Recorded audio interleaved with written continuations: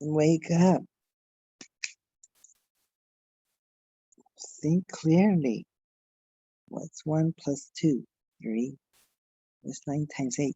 72. Give me a harder problem. What's 84 plus 36 plus 72?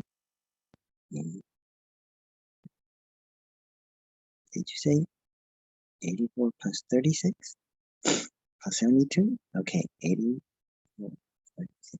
Okay, 36 plus 72. I know that's gonna be 100 and something. 6 and 2. 6 and 2 is 8. So it's 108. Oh, now I forget what the first number was. So something. So what does that mean? I have poor short-term memory, or not able to keep track of several numbers at the same time.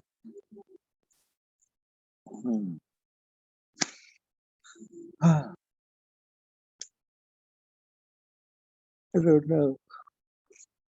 I don't know how my mind works. Okay. Let's see. So today it's a few minutes before 7, 6:55. So let's look at this timestamp. I can't see it on my phone, but I'm telling Zoom to put a timestamp on there. So it should give the date 2021 hyphen 05 hyphen 01 and then the timestamp 6:55 XX seconds. It'll show it like that. 6:56 and the running time. Okay. So happy May 1st.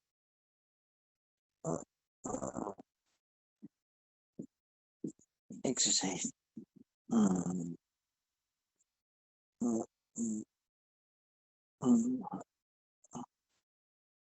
Can't get up. There we go.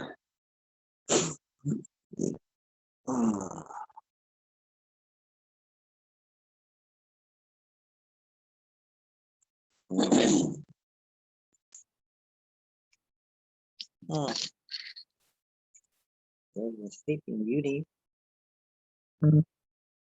Bertacilia. She's only 99 years old. So she's sleeping more than ever.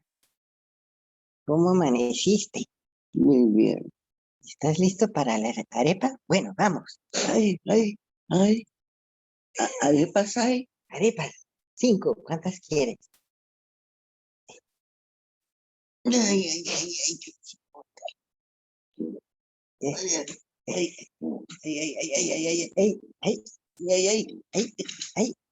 Uy, que me... Ay. I better turn. Where is it? There it is. There. Doesn't sound. I'll wake my sister up.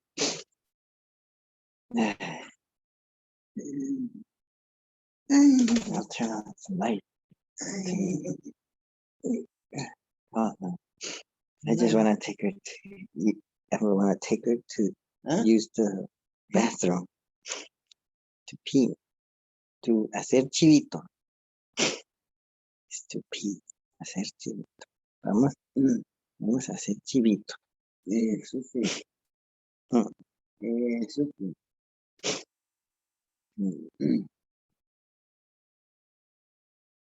Bueno, entonces ahora que, que me pongo, Ponte.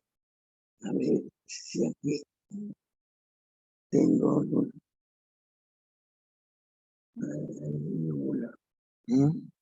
No, no tengo nada, ¿No tienes nada nada. para ponerte Sí, porque hace frío? no, yo no, Para salir. sí, Yo te busco algo.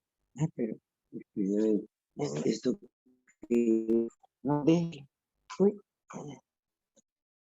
ya, a la derecha. sí, No, a la espere, derecha. No, espere, no, déjalo, yo lo arreglo. ¿qué arregla? El desorden. ¿El qué? Váyase, el desorden. Yo váyate al baño. Mm, El baño, bueno, el baño. Ese es chivito. sí, Uy, ahora sí. mm, Voy a ir aquí al baño. es el baño, es el chivito. Y Aquí, ¿qué te pasa? Uy, mm, mm. Bájate los pantalones. ay, ay, ay, ay,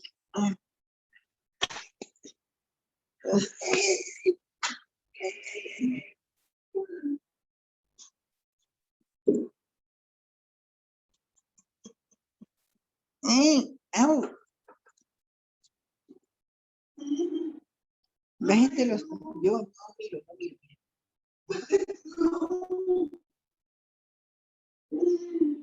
no miro. No miro. Bien. Bájate los pantalones. Bájatelos bien. Hasta el suelo. Bájate los pantalones hasta el suelo. Para que no se mojen. No, se van a mojar. Con el lauril se van a mojar. Se van a mojar los pantalones con el lauril. Bájalos bien. ¿Están bajados? ¿Están bajados? Sí. Is that sexual abuse? From, from a minor to a major? Mm. Mm. No, sexual what? Harassment. That's what it is. Maybe.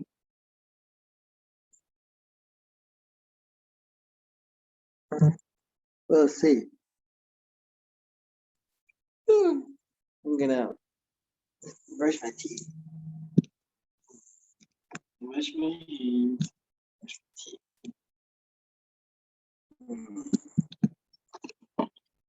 Oh, this is a toothbrush.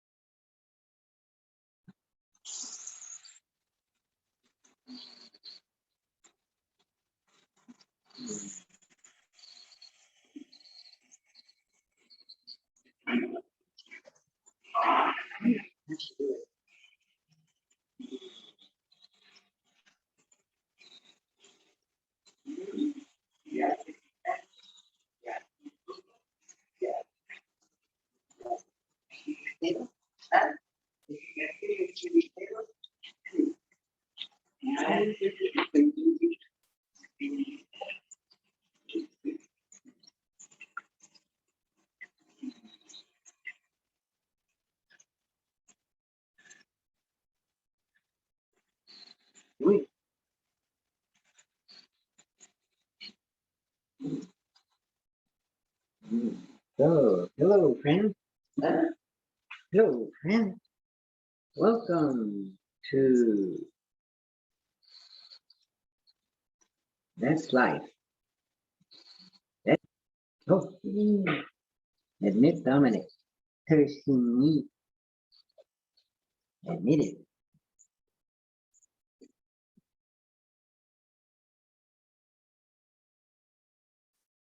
Welcome, Dominic. Well, good morning, Jairo. How you doing, Jairo?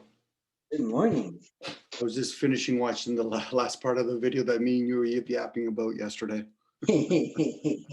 Interesting. It's interesting when I listen to myself, and you had some valid questions. Thank you, by the way. And sorry for about yesterday. I had to go visit. Well, I didn't have to. I went to visit my parents, and because we were a little bit late yesterday chit-chatting, I spent some time with my mom and my dad, who I hadn't seen in about a month and a half. And then I went to visit my buddy on the way back, and I thought, oh, I'm not going to be able to make the meeting. Good. So Goodness.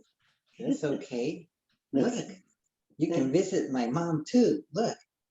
Venga, acércate. good morning, senora. I know you speak Spanish, but senor means beautiful woman. How you doing? Salude. Buenos días. No, pero ya nomás. Yes, Bertacilia. Hi, Celia. Hi, Celia. Celia? Bertacilia. Bertacilia. In Yes. Italian, bella nome. Bella nome. Beautiful name. Bertacilia. What? Without a space. Now I'll take her back to her master bedroom bed, so she can go back to sleep for another hour or so. I got her out of bed so she could use the bathroom so she could pee. Now I'll put her back in bed in her big wooden bed.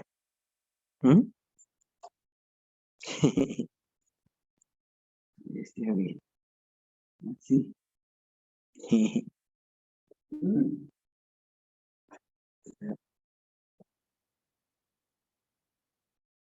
So, no, no, tú siéntate aquí. Ahí. La cama. Uy, ay, no, tan lejos. Yo te lo traigo.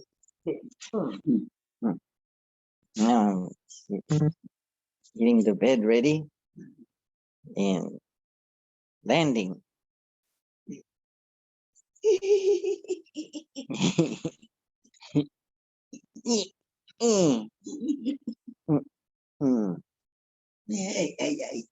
Ay, qué rico.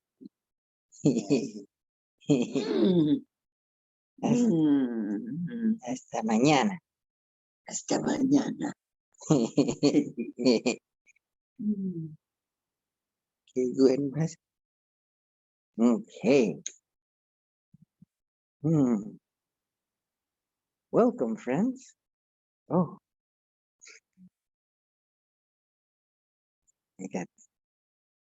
I'm gonna take my books to my bedroom. Wait. I'm gonna put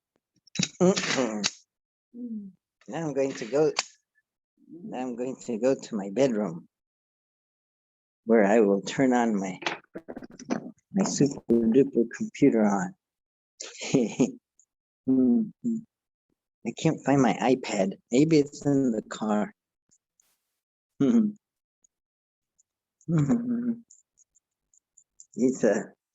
It's a wonderful May 1st. Happy May 1st. Today is the first day of May. 05/01/2021. It may be a good day. May 1st. Now I'm sitting in front of my desktop. Oh no. Oh It's you yeah. again. It's you. There's two of me. Oh no. What do we do? Oh. Sorry, Jack. How's that? And then I lost you. You there? There you go. There you go. Give me a second.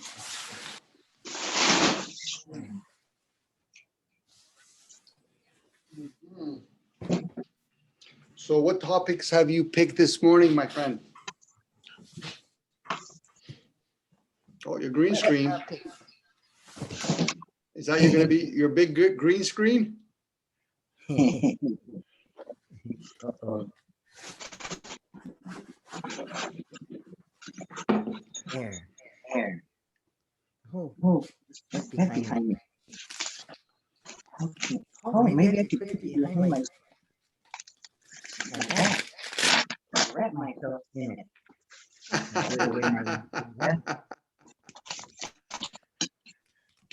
No, then I won't be able. Are you putting a green screen behind you? Is that what you're doing? Yes. Then I go. Let's see. Where's the video? Video setting. Oh, Hi, Mike. it's Mike.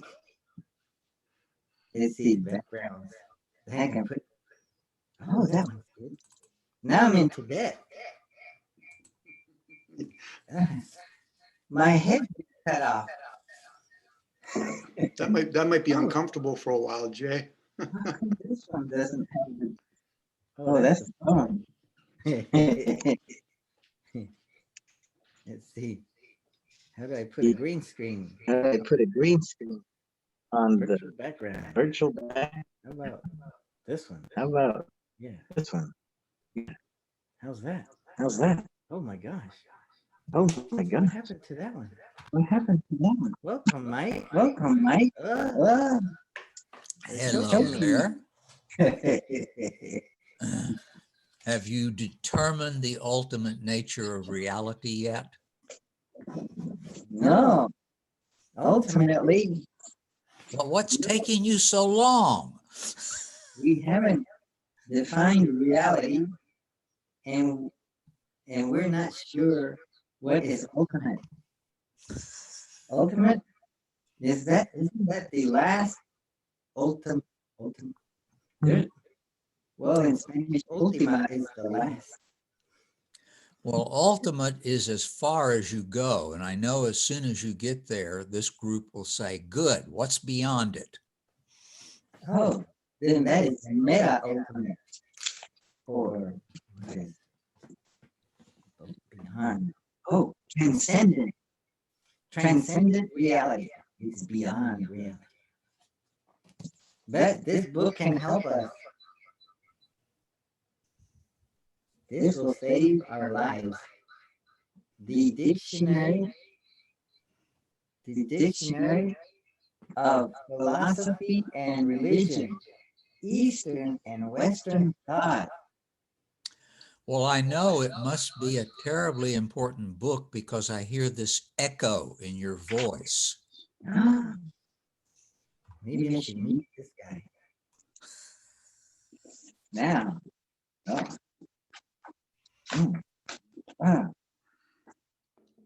There it is.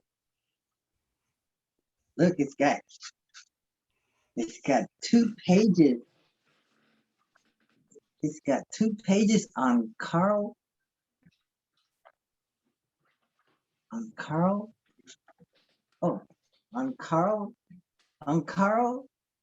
Gustav Jung.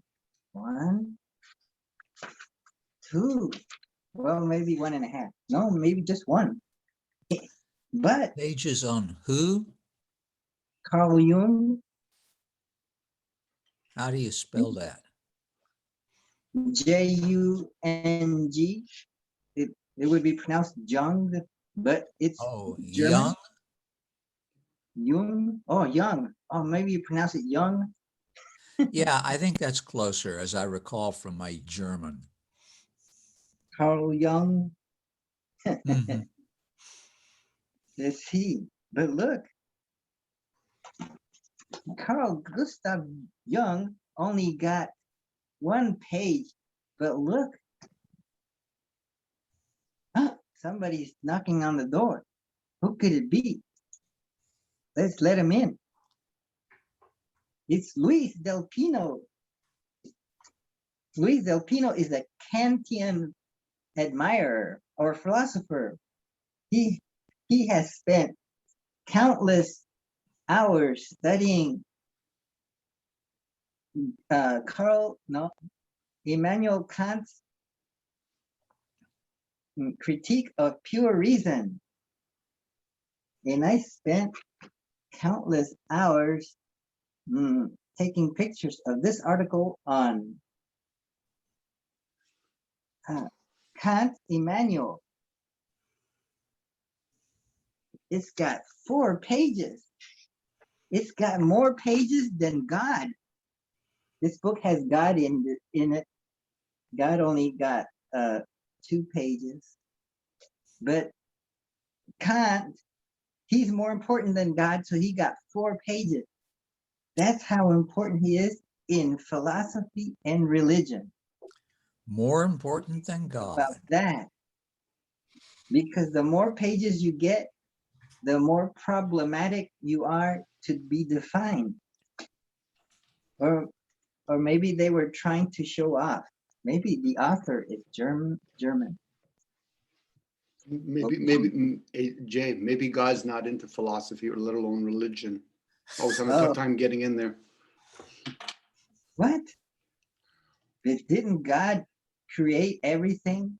So he should be in here for many pages. Maybe he's not egotistical. Now you shouldn't be 1980. so casual with religion, because after all, religion is this gaudy box in which we put God. That's true too, Mike.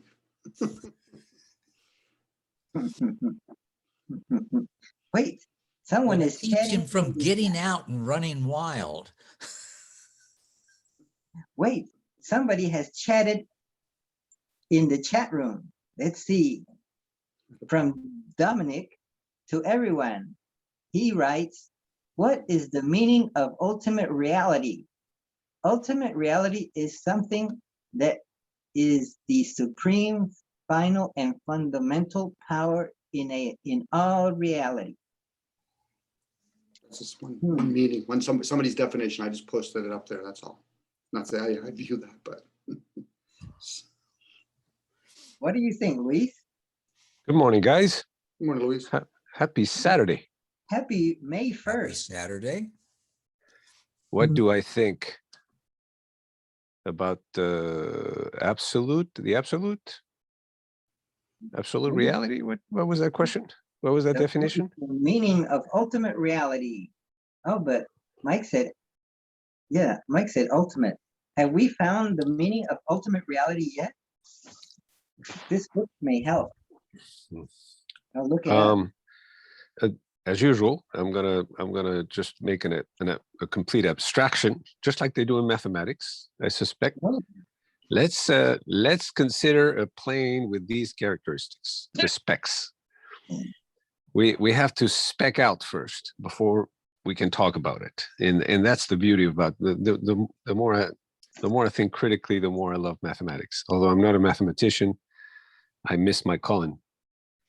But you know what is beautiful about that science, and some other sciences, is that we define specifically what we're talking about. We agree on the terms. We agree on, okay, this is what we're talking about. This is what it is. This is how it is. The different dimensions and what can happen in it or cannot. We put some conditions, preconditions, and then we talk about it and we go, under these conditions, very strict conditions, we can do these manipulations and we can infer these things and see what happens. Boom, boom, boom, boom, boom. But only under those conditions. And that's the beauty of it, because when we talk about love, if we don't define, okay, what are we talking about here? You know, is it this kind of love, that other love, blah, blah, blah, blah. If we talk about justice, is it just for this or that or the other? So that's the beauty of the scientific term. So I'm going to try to be scientific when I talk about the meaning or the ultimate meaning of the ultimate reality. Maybe we can talk about ultimate. First of all, what is ultimate and what is reality? So in my worldview, which affects everything else, I answer this question by saying reality which I call reality, and I put a big R in it. Sometimes in mathematics, we have an R with two sticks, right? That is the usual symbol used for the real numbers. But you have to understand that real numbers in this case is a technical term. Yes. Okay. Right. And the real numbers, if I were to discuss them with another mathematician, I would specify what they were by writing down a list of axioms, telling in effect what their properties were. Yeah, describing the specs, yes. So for me, reality with a big R and two sticks on it, really real, is obviously what is. What is. Because, you know, we all look at the same reality. It is there.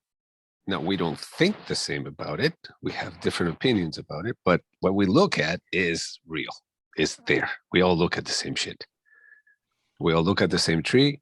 We may not like that tree. Some like it, some don't. Some know the name, some don't, whatever. But there's a tree there. So what we're looking at is unique and universal. Some people don't see it very well. They don't have one eye, or they don't have any eyes, and they have to touch it. So they have a different perception of it, different understanding, different representation, because at the end of the day, everything comes through the senses, and it has to be somehow digested and then recreated, represented to the back of our brain or the side of the brain or whatever. But reality is there, is undeniable. That's one thing we don't have to, you know, it's like, I don't know the nature of reality, but it sure is there. We all looking at it. So the philosopher Luis del Pino uses the term reality as what is there.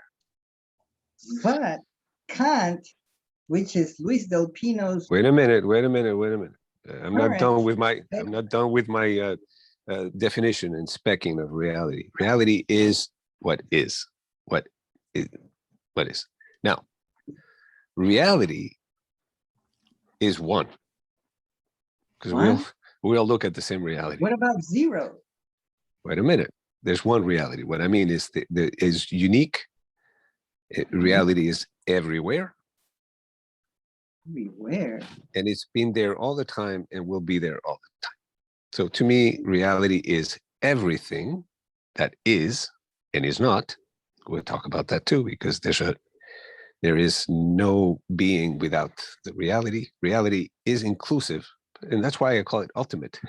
That's why ultimate reality must include everything and no dash thing, that means zero Kelvin, of necessity. Because if not, it would not be the whole of reality. There would be a zero outside of reality. It's like, no, a zero is not real because there's nothing happening there. So it's not real. No, zero is as real as one. Reality can be said to be everything and nothing at the same time, everywhere concurrently and nowhere, because it's transcendent of time space. Reality is everything and nothing concurrently all the time, always. It's always been, will always be. So that's ultimate reality. So it includes everything and no thing. I can simplify this by saying that reality can be represented by a a very simple symbol, a mandala, which is the yin yang. You know, the black being nothing, and the white being anything, I have everything. several views on different views of reality by several famous philosophers right here in the Dictionary of Philosophy and Religion. Let's see if Luis del Pino's view of reality is in them. There's number 1, the Indian philosopher Nagarjuna. There's number 2, Campanella. There's number 3, Kant. 4, Fichte. 5, Peirce. 6, Bradley. 7, Oswald. Finally, a name I can understand. Freud. 9, Royce. 10, Losky. And 11, Buber. And 12, Romero. Let's look at Kant. What does he say about reality? Kant defined the real as that which accords with the material conditions of experience. That sounds very Delpinian to me. We seem to agree on that one. The philosopher Nagarjuna, Indian philosopher, he looked upon reality as beyond intellect, the non-dual absolute in which all distinctions merge. He's a non-dualist. As you can see, the reality includes all that. That means that anything beyond the capability of a consciousness is also part of reality. So we still agree. What did Freud say? Freud says he used the term reality principle to refer to that goal of therapy in which the mature individual is able to forego illusion in favor of reality. So Freud wants to get us to look at reality as it is, not what we made up. There you go. Get rid of our paranoias.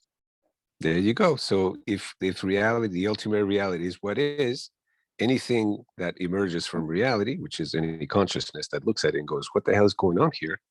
The closer it is to what is, the clearer the view. That means that reality is actually looking at itself because the consciousness is part of reality. So at the end of the day, it's a reflexive function. The observer, and the observing are the same one thing, but 3 distinct aspects. So they look different, they feel different, but it's the same thing, the same process. And of course, if there is one reality and it is ultimate, it is clear that within that reality, there's going to be some factors and functions that are going to be conducive to reality looking at itself through some organismic wormhole of communication, and it's going to look at itself. And the more defined that communication is, the more clearly reality experiences itself through itself. And then you have a complete cohesion. So the ultimate reality ends up having ultimate knowledge of itself. Wow. So it's a little bit beyond our conventional thinking, but have you heard of the philosopher Johann Gottlieb Fichte? yeah, I think I have, but I don't think I've read much of it. Inspired by his reading of Kant, developed during the final decade of the 18th century, a radically revised and rigorously systematic version of transcendental idealism, which he called Wissenschaftslehre, the doctrine of self-knowledge. So Fichte, that philosopher, held that reality was posited by the ego. So what does that mean? If I had to translate him, I would think that he's saying what I'm saying. In the mind. Oh. You're breaking it up. What do you think? Is you're breaking reality only in the mind? Uh-oh. Reality can only know itself through what we call mind. So What the about whole, pairs? the ultimate reality does not know that it is, if it is not through a function, we can call it a function, some process through which it can digest its own ultimate intrinsic being. So I say that reality doesn't know it exists if it is not through its phenomenal, the white side. So, but at the end of the day, we can also posit that if the consciousness that is looking at reality does not identify with its own ego, but it does identify itself with reality as a whole, which is a very difficult thing to do, because it takes a lot of expansion of one's consciousness and the transcending of its own physicality, then we can say that reality is seeing itself properly, because the part does not confuse itself for itself, but it identifies itself with the whole. So when he says that the reality sees itself through an ego, what he's saying is that it sees itself through a consciousness that emerges from reality, because reality is everything. So anything that is reality. But you So- misquoted Fichte. He says that reality was posited by the ego, posited. So it's not To seeing, posit is to propose, to ask a question and then answer it. Positing is he's thinking. constructing reality. So he's imagining reality. He's not actually seeing it. He's imputing. Okay, I want reality to be this. I want reality Right. to be Yeah, that well, way. I don't want to get hung up in words. But, No, it's important positing and because we have to be positing and mathematical. thinking and consciousness, it's all the same thing. If you want to say that it's an imagination, No, but you don't we see have the to thing, be precise. We have to be precise. And we have to Well- know what Peirce had to say on this matter. Number 5, Peirce. He says, on the other hand, Peirce defined reality as that which is believed by the community of inquirers at the end of an ideal series of inquiries. So that's what we're doing now. We're a community of inquirers, and we're coming together to define reality. So we end up believing a certain kind of reality at the end of our ideal series of inquiries. And we take a vote on whether we want to believe in the Delpinian reality or in the Taylor series reality or in the Domenico Dumber. reality. I thought you were going to say Dumb and Dumber, the reality.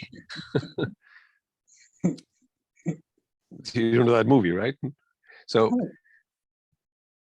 Oh, Bradley. What do you think about Bradley? He says reality is an absolute which lies behind experience. So it's something behind what we are seeing. It's always there. the absolute that hides behind experience. So the absolute that is somehow seeing itself through the relative. The whole sees itself through the parts.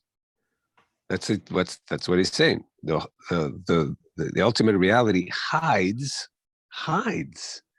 Think of it. Hides behind what we can see. So there is the aspect and the non-aspect. And I said that reality is both. Reality is both non-aspect and aspect. When I say reality is made of 0 and 1, 0 is non-aspect, nothing, 0 Kelvin. And 1 is any aspect, because I don't care if it is a car, a coffee mug, or a thought, or an idea, or positing, it's phenomenal. Anything that can be reinterpreted is phenomenal. What about Boltzmann? Boltzmann's friend Ostwald. Ostwald says he approaches the matter of reality from the side of science, interpreting reality as energy rather than matter. So Luis never mentioned energy. Good. You asked me to describe reality in 2 phrases, and you tell me that I didn't mention energy or matter. Well, let me add then, yes, that somebody came up with, there's a relationship between matter and energy, which has to do with the speed of light, and energy equals mc squared. So yes, matter is energy with a ratio between them, which is the constant of the speed of light squared. By the way, there goes nothing. But dude, don't ask me to describe the ultimate reality in a sentence and then tell me I didn't include the quantum nature of particles, or an electron. You appended it to your definition. Thank you for letting me expound, develop my definition. Not bad. Definition of the ultimate reality in 1.5 sentences. Holy shit. And then there's Buber. Buber? Who's Buber? The philosopher Buber or Buber? Who is that? Martin Buber? Let's look him up.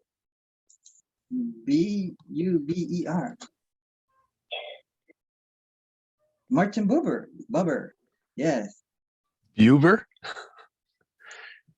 Buber. Martin Buber.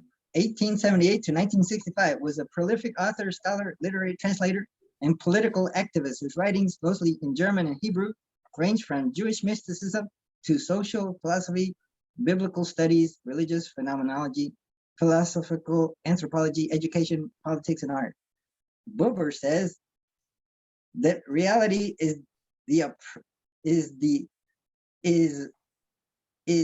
an I-thou relationship. I-thou, I and you relationship. And Romero is another philosopher. He views transcendence as the key to reality. That sounds Luis del Pinian.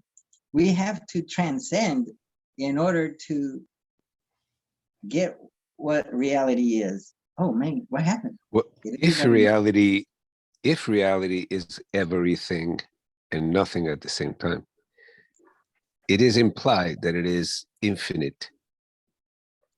So whatever consciousness might arise from it is going to have to be transcendent and transcended in order for reality to see itself fully, experience itself fully. It's like infinite and eternal experiencing itself through something that is not eternal and infinite, because any aspect of reality is constantly changing, and what is subject to arising is subject to disappearing.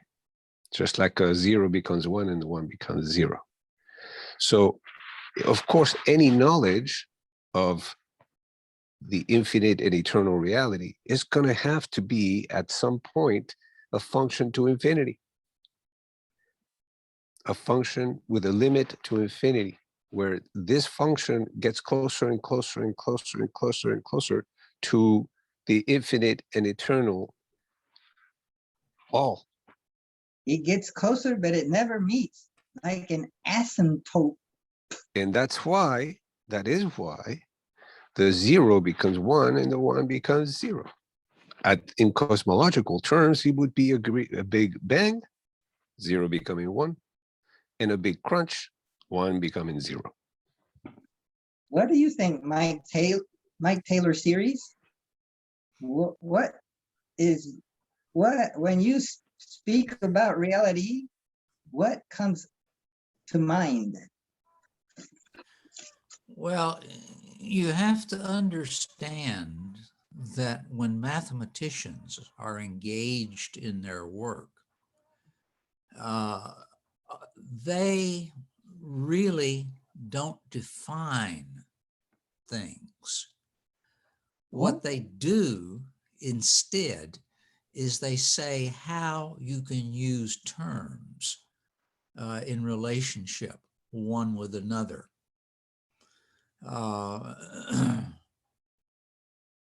So for example, if you're doing geometry in the plane, you may start by saying something like, we have two collections of objects or entities, which we call points and lines, and they have the following properties. We have also a relationship which we call incident to, which a point can satisfy with a line. And these things have the following, you can say the following sorts of things about them, but we never define point or line or incident. We just talk about how we can use these things. No, we don't Okay. resort to Euclid to define them, or we assume that they're defined in a Euclidean geometry kind of way. No, No. not really. Now, if you look at some of the old manuscripts that we have, at some point, somebody says something like, a point is that without any extent. But this is said somewhere very near the beginning. No use is ever made of it. And there is a suspicion that this is a statement which may have been inserted by a medieval scribe who was under the compulsion to say, we've got to define point. But if you look at, for example, David Hilbert's textbook on geometry, there is no definition of point. Okay? What you do is you accept these as things which are given. You say the sorts of things that you're permitted to say about them, how you can use these terms, and then you go to work. Okay? Now, this is very different from what is going on in the discussion between you and Luis and the rest of us. This attempt to somehow or other define all words in terms of words, which ultimately, seems to me, can't get you anywhere. I think I should throw this book away.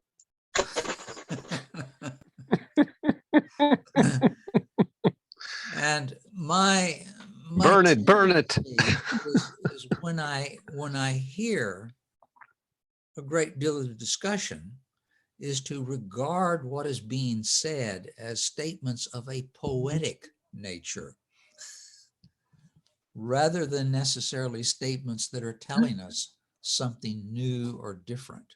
Mhm. Okay? Oh, okay. We're all Dominic. talking about the same reality. It is true. We all have our different poetry about it, different views, understanding, the way we feel about it, or the way we measure it, or whatever. But we all are looking at the same one reality, which is, at least it's something to do with, like, okay, there is one reality. Now, I'm not even sure about that. I Uh-huh. have this picture in my mind. If I go out into the park, which is next door to the condo complex, they have oak trees, okay? And I go out and look at the oak trees, and I know Luis would tell me, those are real oaks. But I think that there is probably at least one oak, which is a fake oak, which has been put in by the squirrels and which they use as an observation post. And inside it, they have mounted machine guns, and they're keeping an eye out for wandering cats and humans who get to be too unpleasant Intrusive. to deal with. So maybe there aren't. That's beautiful poetry, for sure. Okay. And you ought to read Heinlein's short story.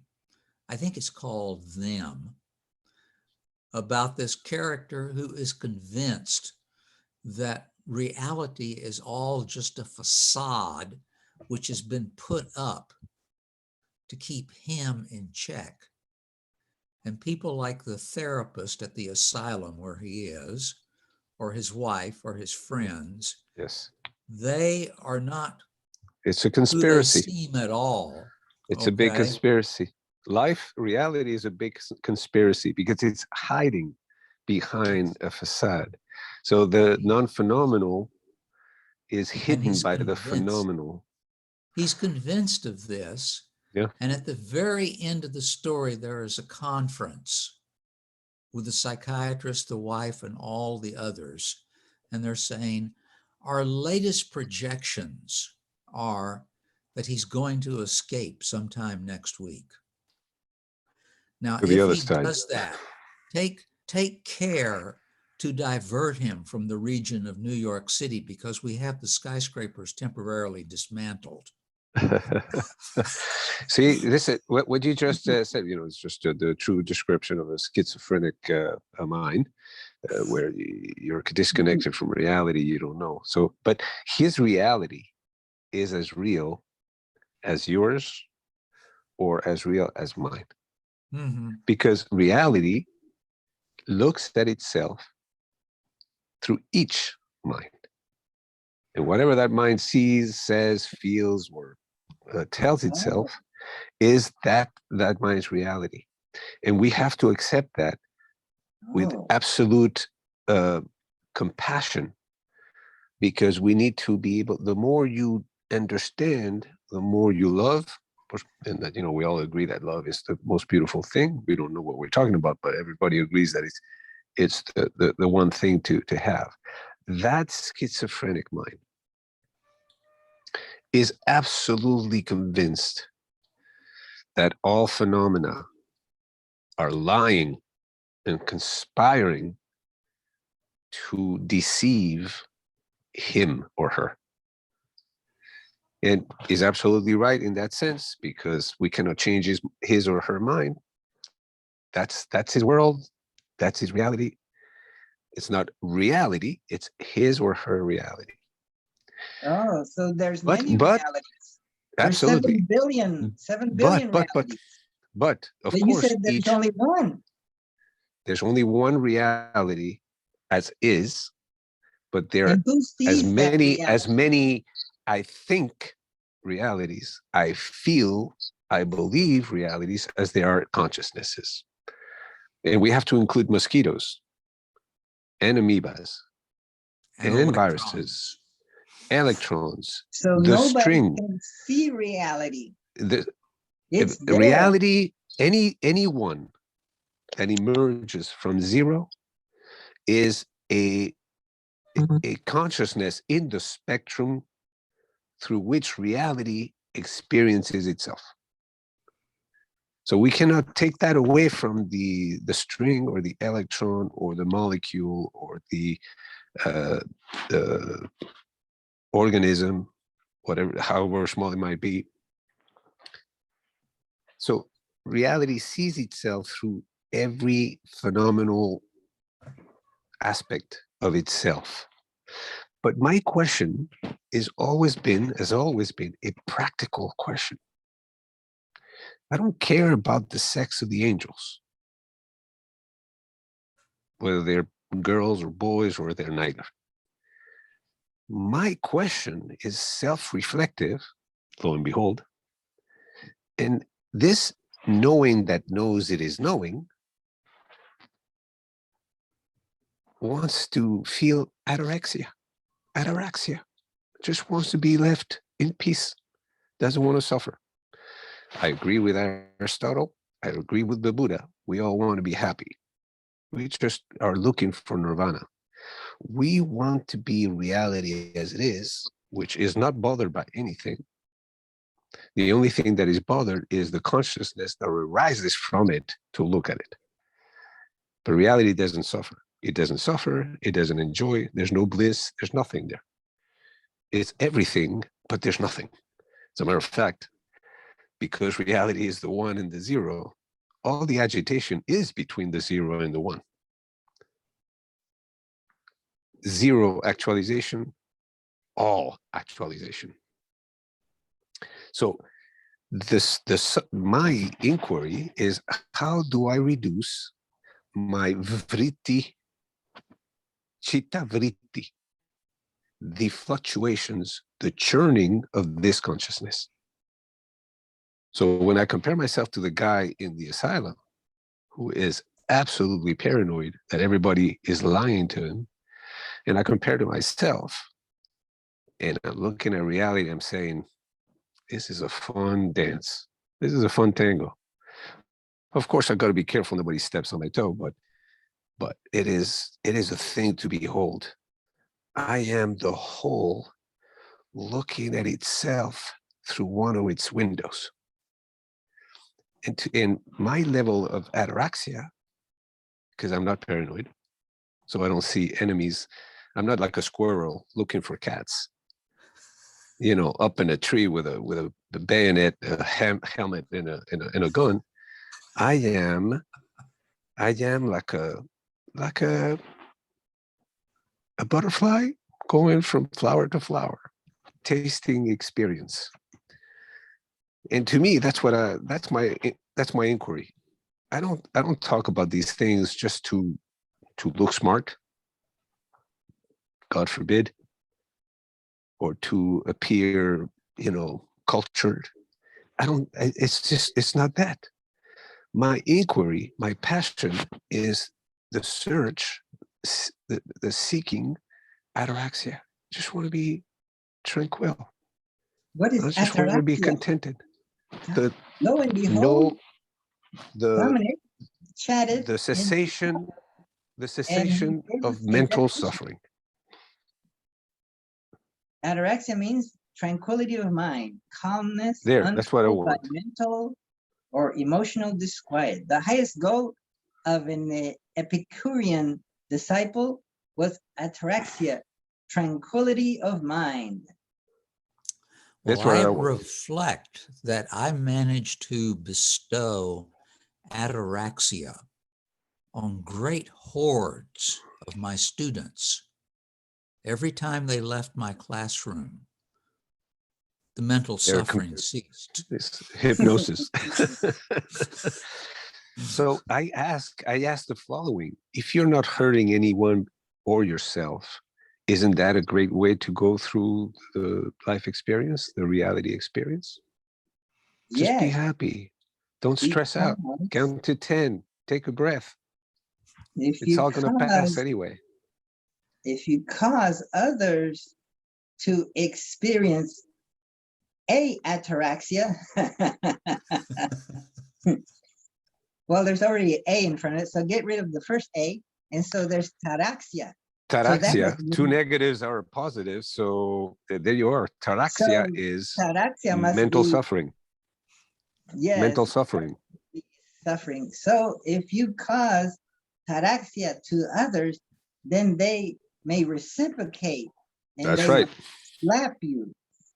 And then you have to be like the guy in the institution, wondering who's going to stab you next. Because if you step on somebody's toes, they're going to step on yours. What if you kill the other? Then they can't slap you back. Then it's the end of the problem. I wondered why my tires kept getting slashed after every exam.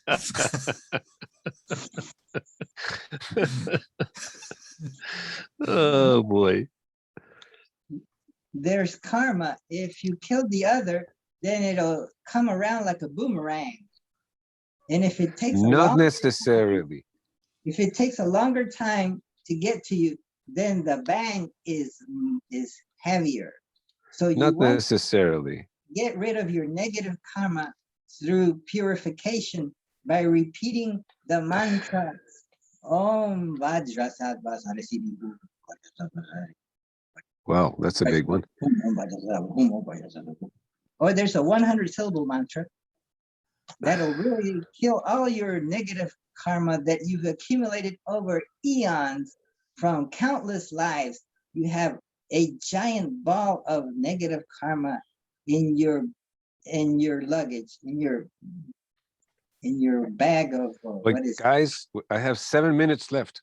So if we have any important questions that need to be asked. Yes, we have to determine now that we have determined that reality is indeterminate, we have to determine what we mean by reason. Do we use reason to know reality? Then we must develop our power of reasoning. What do you think, Dominic? He left. Oh, my phone keeps turning on. He answered the question by standing up. It said love. And then there's pure reason. What is the difference between pure reason and practical reason? Or impure reason. Did you listen to what we talked about yesterday? That is the question. Okay, all right. I tell you what. I tell you what, Jairo. I'm gonna take the word pure, impure, out of the equation. In the description of reality, I'm gonna say that within reality, within the whole, there is conventional reason, which we all know, conventional, run of the mill, go to work, pay your bills, pay your taxes, get along with your neighbor, drive safe, don't do drugs and alcohol, stay away from idiots. All that is a conventional reason. There is meta reason in the sense of beyond reason, like, wow, incredible transcendental reason or reason. And then there's neither conventional reason and neither meta reason. So in a sense, what I'm saying is that within reality, there may emerge a conduit of reasoning, which starts from very basically conventional. I'm going to get on my fours and get that ball. And then I'm going to sit down and I'm going to smile until I get my bottle. And more and more and more and more reason. We learn how to talk. We learn how to read. We learn how to drive. We learn how to work. And then eventually we'll learn how to think critically, and then eventually we are able to abstract ideas and notions in such a way, a subtle way that we question things that are outside of our regular conventional realm, which are the idea of infinity, the idea of eternity, the idea of justice, the idea of love, the idea of divine or super bad, devilish, etc., etc. And then we can develop a thinking that steps out of thinking. The reason falls apart. Space-time falls apart at the 0 Kelvin.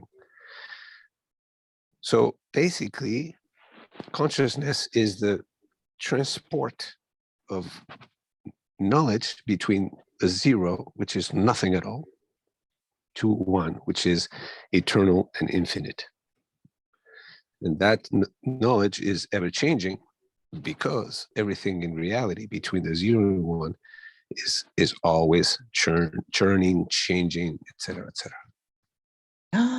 Maybe Mike Taylor can help us with reason, because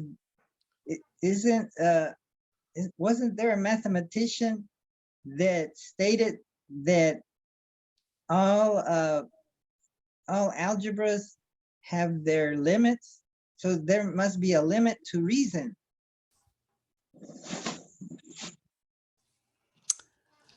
I'm not sure who you're referring to. Is it what's his name? That from that book, Gott Escher Bach? What? Oh, Gödel Escher Bach? Gödel? Yeah, that's the guy. What did he have to say about that when you create an algebra or something, then the premises are illogical, or the starting point is always going to be wrong. So there's a limit to reason. Welcome, Mike. Hey, good Well, morning. Morning. Hello, Mike. Yeah. Hey, good morning. Morning. We have two Mikes. Mike Taylor series and Mike in Pensacola. Pensacola, Mike. Okay. Panama City. Panama City, Mike. Mhm. Pensacola Mike drinking cola.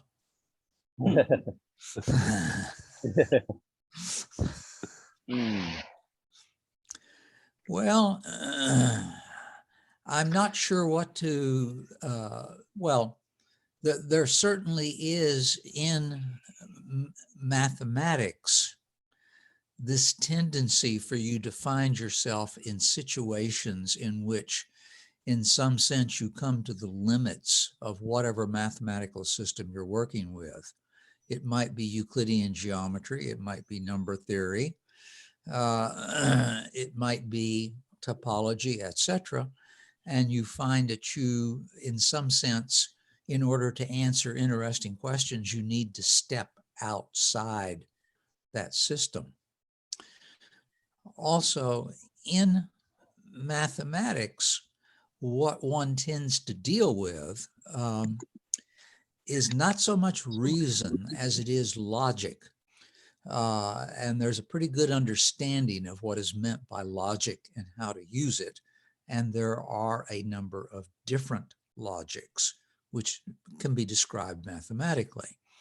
And you use logic to help you to decide when you are giving good arguments within mathematics. Reason itself is something much more nebulous and something much more general, but we have theorems such as the Gödel incompleteness theorem, which hint to us that whatever kind of logical system we have built, somehow or other we encounter places where those logical systems are not large enough to deal with whatever particular problem or whatever our human concerns may be that we have at the moment. And we have to step outside. That's right. Sometimes we can do this using reason. Sometimes it looks to me as though it's probably better not so much to worry about reason as it is to begin to decide whether or not things rhyme. But Mike, and Whether or not these are going to be my they- parting words for today. You just said it yourself that there is so much reason you can use, but as you go up or out into infinity, let's put it this way, or eternity, you always have to step out of the box that you have built in order to, it's like a ladder. You have to put rungs in the ladder to keep going up. So the ladder obviously is infinite because you can always put a rung on top of the last rung, et cetera, et cetera, et cetera. So because reality is includes everything, that means that reality is infinite. There's a never-ending series of rungs that function to infinity, which is get closer to the asymptote, which itself is infinite, of course. There's no end. So you just said, in other words, the same thing that I was describing poetically, which is that every reasonable system that you use in mathematics always is going to have to use another rung. By the So way, if you happen to have reality in your mind and you're thinking about it, can't you imagine yourself in effect standing outside and looking at it? Very good question. I don't think about reality anymore. What? I am the whole of reality. What? Because You are God? see, Blasphemy. this is the No, no, no, combination He's beyond God. beyond. Mike in Pensacola. Sick So of finishing Come on. words, the combination, the synthetic a priori, a reasoning is the combination of the rungs and infinity. As a result, I don't think about reality. I am the whole of reality, and I am nothing at the same time. And that's what's called, and very ill interpreted by everybody that thinks about it, is omniscience. He's omniscient too. Luis is God. Being. So omniscience Oh or my God. being, which means that you don't have to know everything to be everything. Obviously, reality is everything. It doesn't know anything if it's not through a consciousness that arises from it. So the omniscience is not knowing everything in the relationship between things, which we use mathematics to compute and compare and Knowing measure. just And enough to know. it's just experiencing the intrinsic nature of anything, no matter what that thing might be, Intrinsic nature. and no thing, which we all know is 0 Kelvin, where nothing happens. There's no actualization of any energy You have whatsoever. to know no thing. So, Mike, I do not think about reality. I am what I am. I am what is. What I am is what I am. Are you what you are or what? I am Now what is, so I am what I am. I am beginning to worry that when Luis leaves, the rest of us will evaporate.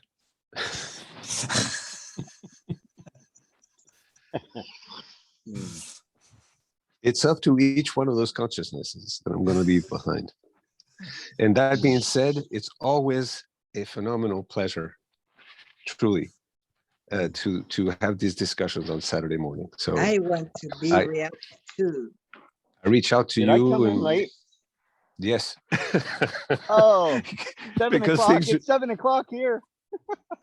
Oh, sorry. That's right. Pensacola is an hour behind us. Yeah. Son of a gun. Things were Hey, I have a starting to quick heat up. question. Before you go, if you were to put a so what on some of these conclusions, what would you say the so what is on some of these findings or these conclusions that you're left with? That it is up to each consciousness to say, so what, or I can't get enough of this. You're driving the car.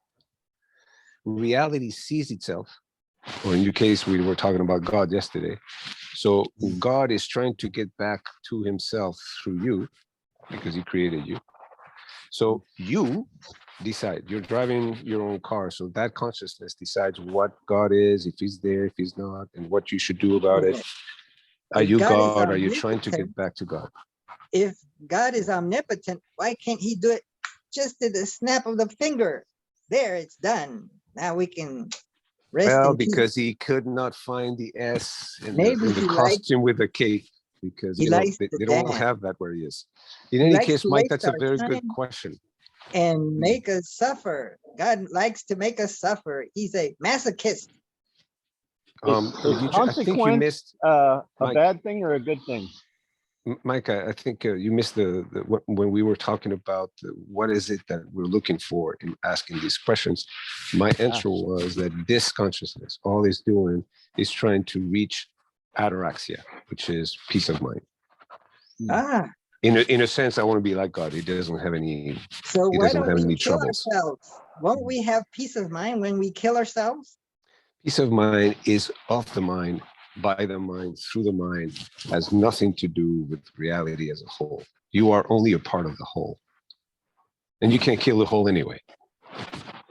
But if we commit suicide all at the same time, all 7 billion of us, we probably have enough arsenal to destroy the whole planet. It will make it. Then It we will would make have a bit peace of of mind. difference. It will make a bit of difference to reality as a whole. Well, who cares about the rest of reality? I think if you're a It's so good funny. Buddhist, when you die, what you are likely to find yourself at is one of the Buddhist hells. So Yeah, so we all go to the hell realm. All right, And guys, then when listen, we get there, we could again, revolt. a phenomenal pleasure, very ataraxic 1 hour. Sorry, I'm I will late. see. Sorry that you were late. Yes, but we have a lot of time to catch up. So we have all our lives. Hey, And this will be on something to YouTube in marinate a on few days. Yes, Mike. for next time. When I hear about some of these, philosophical reflections and stuff, I hear a lot of concern about self, and of course, my faith is to be others focused. And I'm wondering, as we go forward, if there isn't a conflict with regard to how concerned we should be with ourselves and how concerned we should be with others.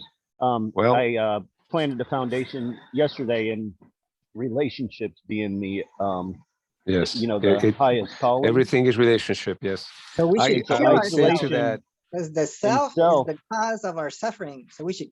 Mike, what Yeah. I would reply to that is, how can you love others if you don't love yourself properly first? And I wouldn't disagree with that. The question is there does loving yourself require the highest percentage of your time and concern, or Well- can you achieve that and go on to others?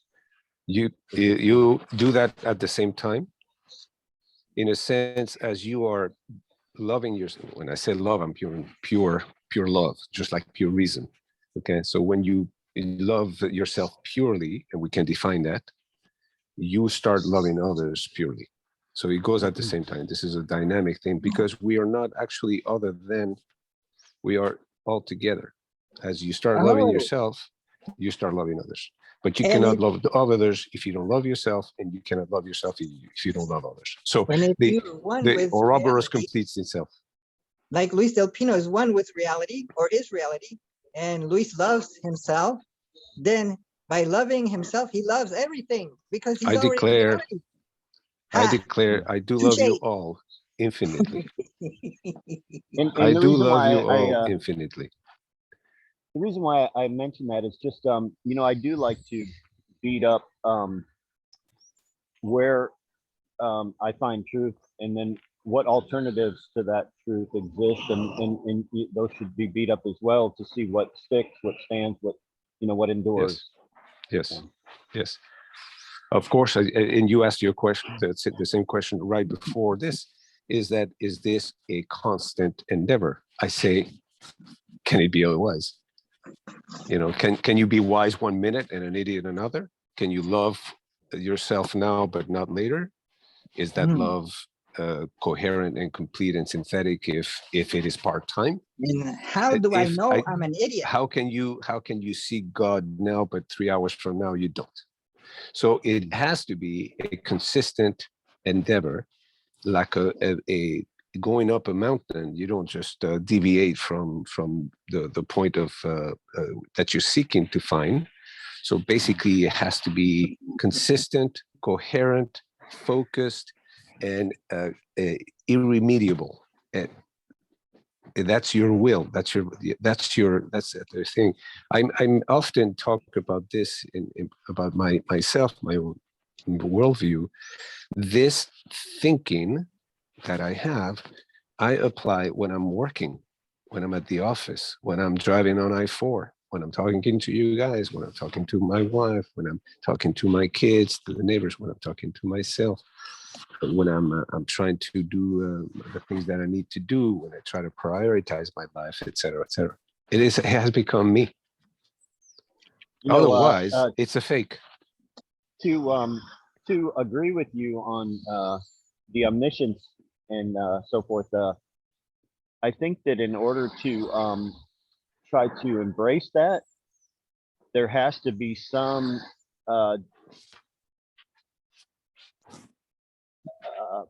foregoing of self, because your humanness has limitations, and you're going into a sense of limitlessness, which would, in my mind, require you to shed the limits of your flesh in order to embrace that. Another good question, to which I reply that the flesh and the spirit are one. It's not two.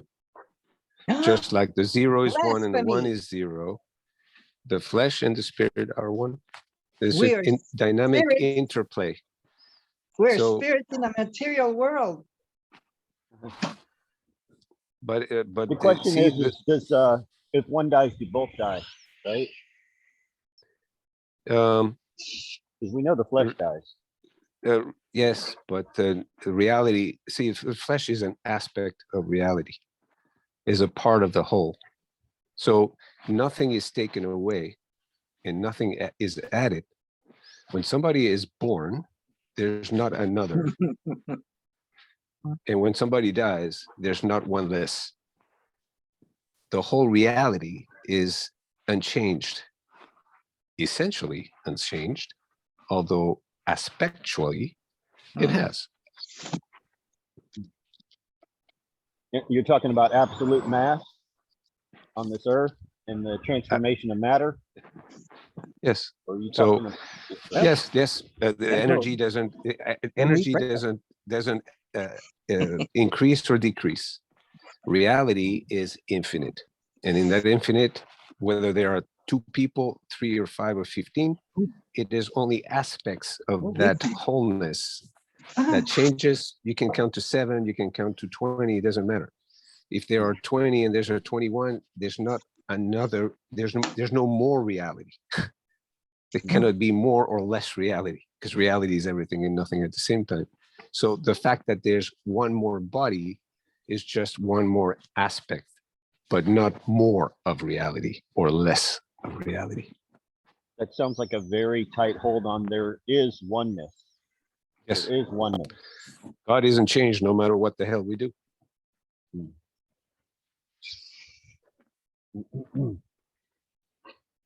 Well, I like how Okay. you I like how you think. Well, I like how I think. That's very important to me. I always say, and this sometimes some people look at me and say, well, that's your opinion. And I'm quick to say, yes, that's my opinion. And I share it because it gives me ataraxia to share it. But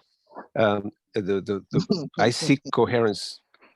You know, this consciousness seeks coherence with the whole, which is, it goes beyond anybody or any aspect of the whole. But I'm listen, it makes me very happy that you feel that my worldview or my thinking is somehow something that you look at and you go, okay, this is there's something there. I like that.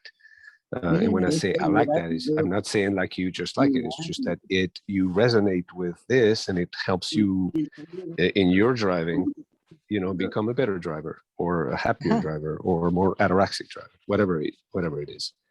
But yes, thank you. I appreciate that. Domenic. Okay, guys, I'm gonna get in trouble in the conventional world if I don't get out of here. Thank you, Luis. Reality is really going to set in here. Oh boy, you have no idea. Have Okay, a good you guys. reality. Thank you, guys. I'll talk to the squirrels on the fig tree. We need to protect ourselves. Okay. Thank you, guys.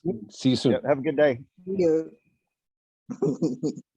Where's Jairo, I'm sorry I was off by an hour. What did I miss?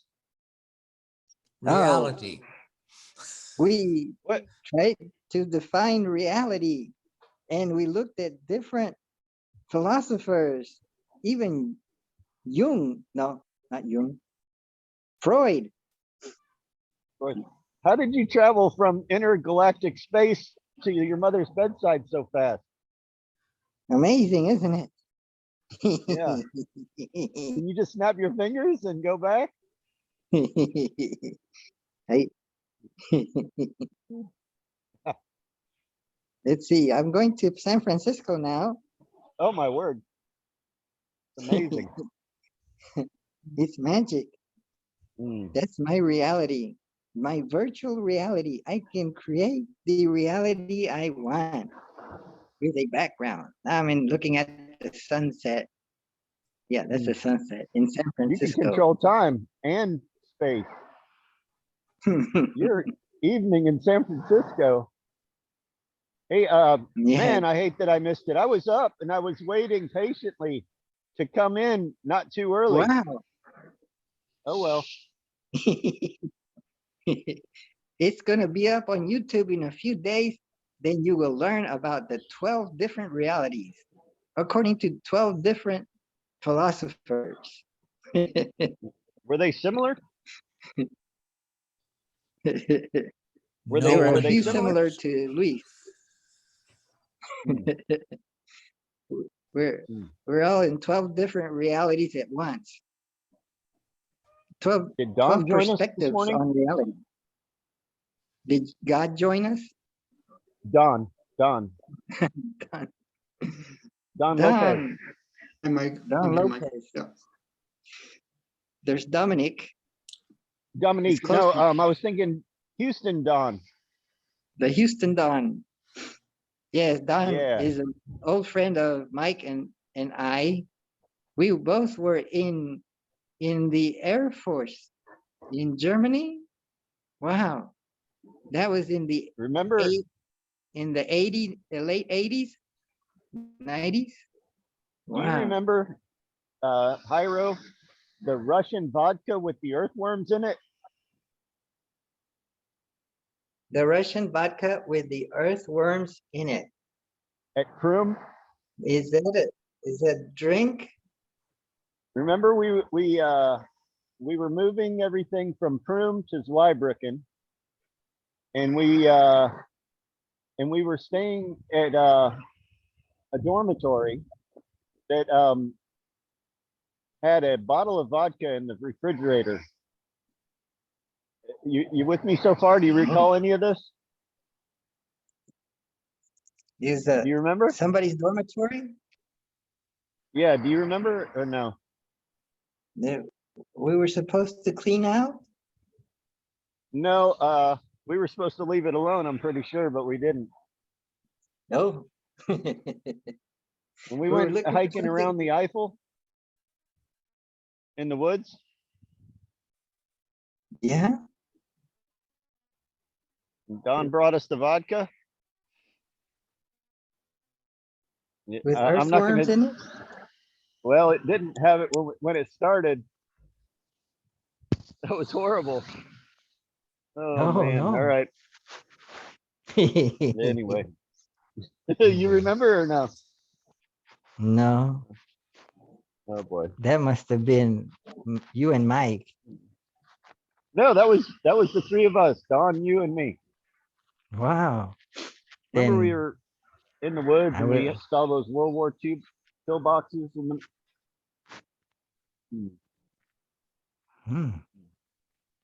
in the back Yeah. of Zweibrücken and No, this was up at Krum.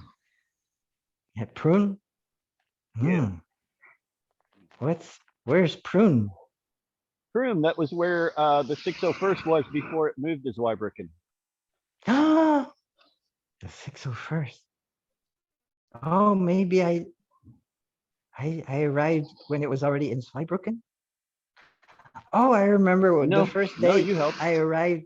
There was a sergeant that was shouting at me all the time Kennedy. Was it Kennedy? because I was no somebody else. I Mulder? remember. Bill Mulder? I remember it was nice and maybe it was nice and calm when I was stationed in Biloxi, Mississippi. And then I was in Germany and sergeants were shouting orders at me all the time. Yeah. So it wasn't so calm anymore. Hmm. What an experience. Hmm. You did good. You set some records, that- as I recall. People don't know this side I of you, do they, did. Jairo? Do your friends know these other lives that you've lived? Records? Yeah. Oh, I got a lot of records. Yeah. A lot of records written down. I got written up a lot. Yeah, and you had about 500 CDs, and you won a lot of tennis tournaments. Or I played in tennis tournaments. I represented the base, and we were sent to play other bases, and I got whooped. Didn't Well, you I played got to the against the final. Russians, didn't you? I got to the finals of one against another base. But they were too good for me, or the finalists good for me. So what were some of the highlights, Jairo, of today's discussion? Yes, Do I need to wait for That- YouTube? there was a highlight where Mike stepped in and clarified that reason is sometimes unreasonable. No, that sometimes we have to step out of our mathematical box, our structure that we've created through reason. And there are ways Recognizing to, there are ways that we do logic to make sure that we are thinking correctly. But sometimes we come to the limit of what we can do within our structure of that we've created for ourselves to explore, to seek new civilizations, and to boldly go where no man has gone before. Goethe's, what is it called? Goethe Limitations? Impositions? No. Have you ever what's it seen called? some of those studies on perception where they can demonstrate how like we identify colors and other things based on the situation they're presented in? And it kind of just helps people recognize that perception, there's some process within the brain that affects our perception. It tries to reconcile it to the things that that we're familiar with. I guess along Like- those same lines, you would have to agree that that well, we're sometimes programmed, that we've been programmed over evolution to adjust what we see. Oh, like the phone is adjusting for the light and focusing on the different objects that are in front of it. So aren't we doing that automatically also? With so. our eye camera, but we're also adjusting digitally in our brain the intensity of a color compared to another color, like in that chess in a chess table of gray and white, and it looked like one square was a different color gray from another square, and then they show them together, and oh, they're the same color, but it's an optical illusion. It looked like one square was darker than the other. I think that's what you were talking about.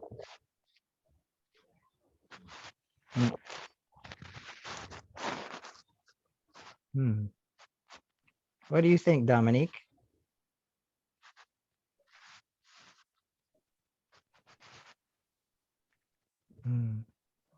Is Dominic still there? Yeah, I'm still here, guys. So what did we learn today, Dominic? Can you do a brief summary of what we learned? Maybe we didn't learn anything. I would lean more Or towards that. maybe I didn't learn anything. We didn't really learn how to share with each other. Just heard a bunch of yapping. So we yapped with each other. No, it's great. You know, I get it. You know, it's your platform, Jay, and how you want to proceed to do it.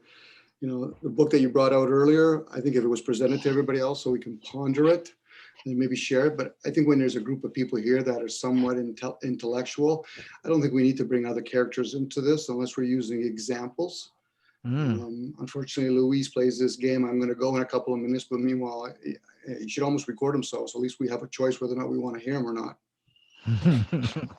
Like I get he's on his own journey and all that, but when I hear people saying, don't we all agree upon the same thing? I'm thinking it's very naive on that person to think that way. But anyway, I've already gone too much now because I don't even want to hear myself talk. So it's becoming very Well- distasteful the way this is running now. So it's kind of like, yeah, whatever. So I'll keep right at this point. So what would you like to share?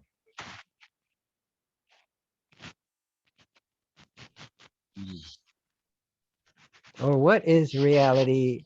What, Mike, what do you think reality is? Or when you say the word reality, what are you referring to? I only tend to use the word reality in fairly restricted circumstances.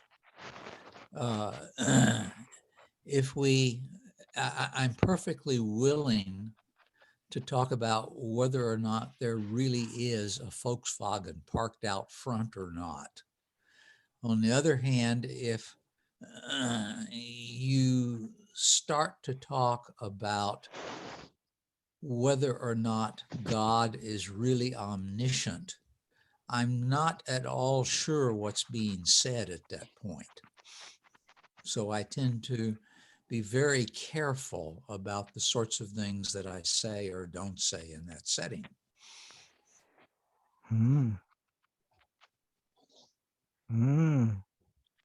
Mike, you pronounce Volkswagen like a German. Sprechen Sie Deutsch?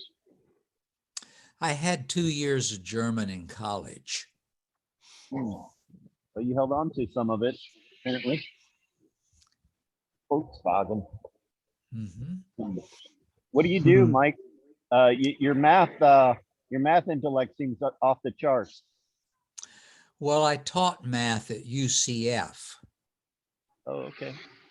But then they caught on to me and they said, we have discovered you are trying to teach students to think. So we can, just discharge you quietly and not cause a scandal. So I retired. The wrong kind of woke, huh? Were you teaching the wrong kind of woke, Mike? Well, obviously teaching them to think is an undesirable step. They want limits on math. Yes.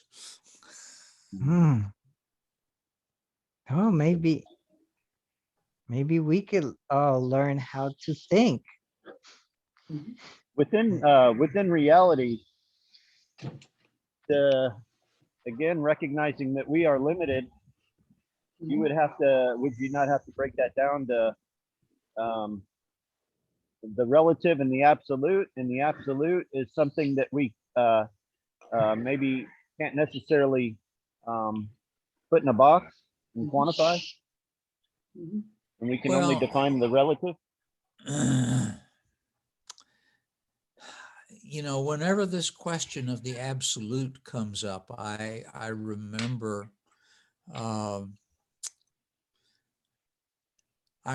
this statement that goes something like, nothing is absolutely true. Okay? Which clearly, if you accept it, is a self-contradictory statement. So I seem to have only a capacity to deal with things which are, in some sense, relatively true. And I often have a great deal of difficulty recognizing even the circumstances which establish relative. So within that context, because I would agree with you, defining reality would be outside of our abilities. Mm. Well, it makes sense in everyday, ordinary life. Okay? If you have someone who has emptied several bottles of whiskey and he's wandering around and complaining about the little green men who are attacking him and swinging a knife wildly, I think most of us are going to be satisfied to say he is no longer in reality.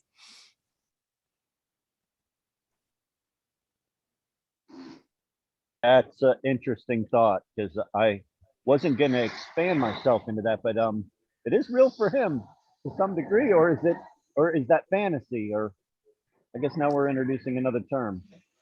Or Well, what you're doing in this case is you're saying, shall we refine the way that we use this word reality? Okay. And I remember I've given this example before. Years ago, someone asked me, is mathematics real? And they were referring, of course, to things like complex numbers, integrals, etc. And my immediate response was, yes, of course they are real. And the reason why I gave that answer was I was used to dealing with those ideas every day.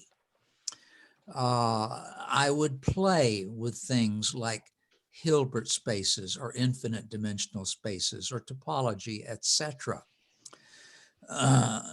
So in some sense, I dwelt with them. At the same time, I was working with other people who were in mathematics, and it was quite clear that we all tended to see the same landscape. We might, for example, both get together someday and discover that we had both proved the same theorem about some abstract subject, or we had both carried out the same calculation and gotten the same value for some quantity. So the mathematical landscape, whatever it was something that was there in a sense, independent of either of us. Because of this, these two things, my feeling was, yes, of course, mathematics is real. But what I was doing in effect when I said that was I was taking the word reality and the phrase being real, and I was extending them to the realm of mathematics, which did not necessarily imply the use of reality in any other circumstances. Mm. Can I take a stab at this, guys? Yes. Just based on what Mike said about that one example of the guy that's the wino or the drinker, that is one version of what we'll call reality, but that could be more behavior. So we've kind of been conditioned to label things that's maybe not right behavior. That's one example. Another example is what people might call reality. For most people, it's a perception. So going back to one example I heard earlier, the Volkswagen, you look at the physical, the material realm, and you call an object a Volkswagen, but where do you see the word Volkswagen? Those are two different perceptions going on. One's in the known and one's in the unknown, but we think they're one. It's like looking at a tree. You see the object or object, material. You can use many words to describe it. The subjective, the spiritual would say, but the tree does not exist there. Now you can apply that the same thing with numbers. People will spend a lot of times working with numbers, but they don't understand, or maybe they don't perceive the concept. But what is the sound and frequency that comes from the word 0, 1, 2, 3, 4, all these different things? That's its own language. It's in itself. So when I do hear even Luis go on and on and on about it, which is fine. But the thing is, reality is a perception. That's another word to describe it. So everybody has their own perceptions on things. So when I see certain things, I realize I'm not seeing grass. I'm seeing a material that's in a different shape, and I call it grass. Now, whether I'm pointing to my hemispheres or whatever, language does not exist in what we call the material realm, the objective realm. This is why in old teachings, where in knowledge of good and evil just meant in that language a long time ago, and it bypasses English, French, Germanic, Babylon days, and all these different languages, because it wasn't a spoken language. Good and evil just meant spiritual and material, yin and yang, unknown and known, subjective and objective. But until a person becomes aware as the observer, they're going to see reality, what they call reality, everything as one. They're going to see everything as mine. But meanwhile, when I look at a car, I see that there's the alchemy of steel, plastic, rubber, and glass, but none of those words exist on any of those objects. And until people become aware of that, they're going to have a skewed view on what they think reality is, because they're only seeing it from certain perceptions. And then, of course, the person says it's the whole. This is where even philosophers, they ever so lightly, I hear them talking, when you were talking earlier, Jay, they were talking about, the unknown, the known. But most people have been so conditioned in the material, they don't realize, do you see emotions? Because if you do, then you have to ask the question, why do we use the word express an emotion? Because you don't see anger. You see it expressed. Now, if a person chooses not to show it in some sort of, well, we're all doing it in some sort of physical way, but you can pick up those things. Same with language. Like when I speak, you guys don't see it. And as I'm saying the word tree, your mind has this quick computer, it'll visualize a tree. And then, of course, then our experience comes in those things, because then I can say it's an oak tree, it's an oak brown tree, or it's a fridge, or a dining room fridge. Every word is an own experience. So even Mike, so no offense, Mike, but a mathematician is no different than a computer kid. He knows how to work, but he doesn't understand the platform behind it, because we haven't been educated to realize the sound and frequency that's inside of each example. So in this case, numbers, colors, American Sign Language, we can say Braille, those are all languages. But because we're using a meaningful language, which is a combination of Germanic, French, Spanish, and Latin, they're meaningful languages. So that means we have to derive all of our information through meaning.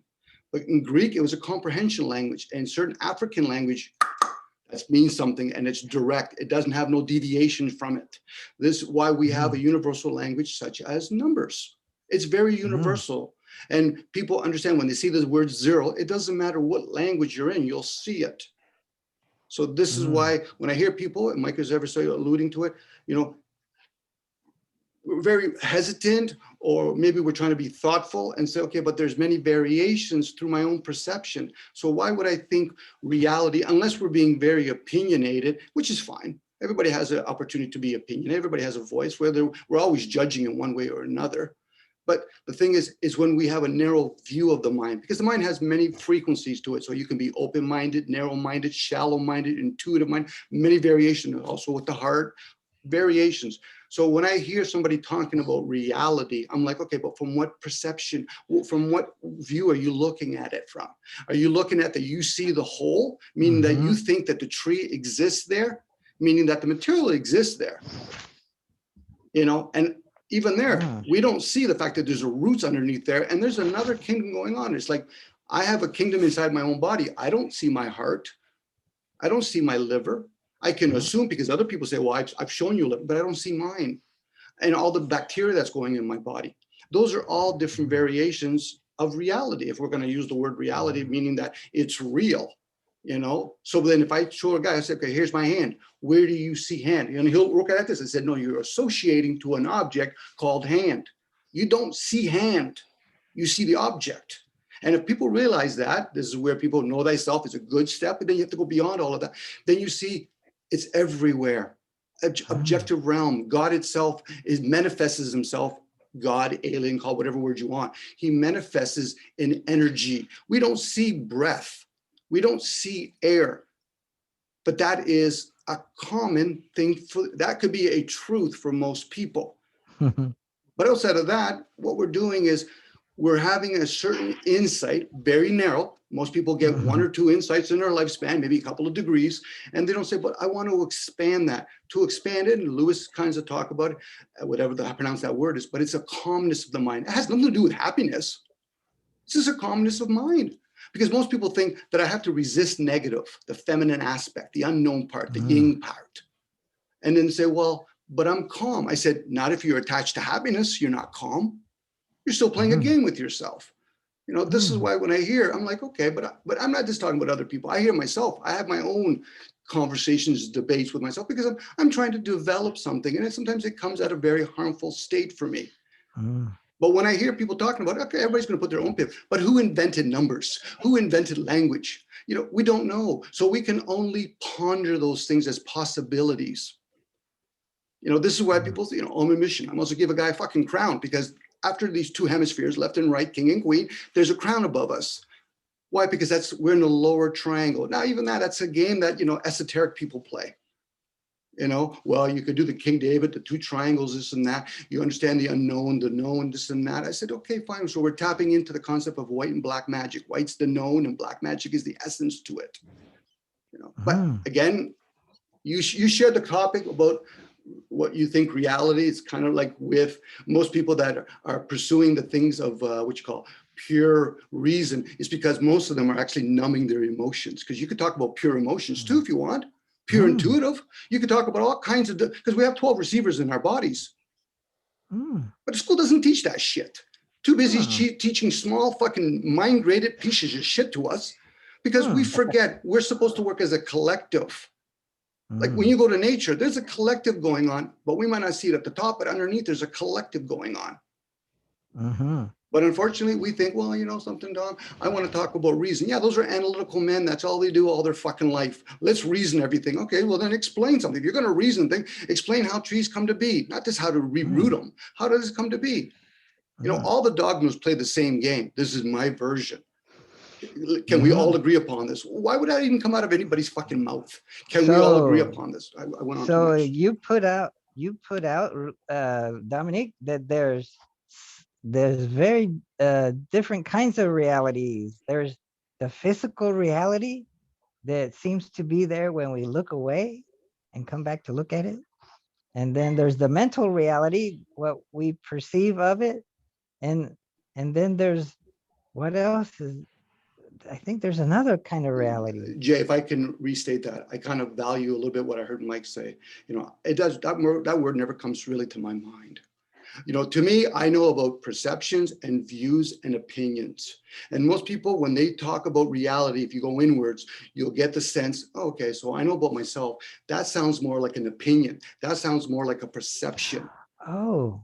So what we call reality for most people, they don't, it's like a person saying the word love. I love my child. I said, how do we know that's love or it's really not obligation and duty? Because if you're loving another person's child, the child of yours that observing it, that could actually, through the energy, see what love is. Love is an energy.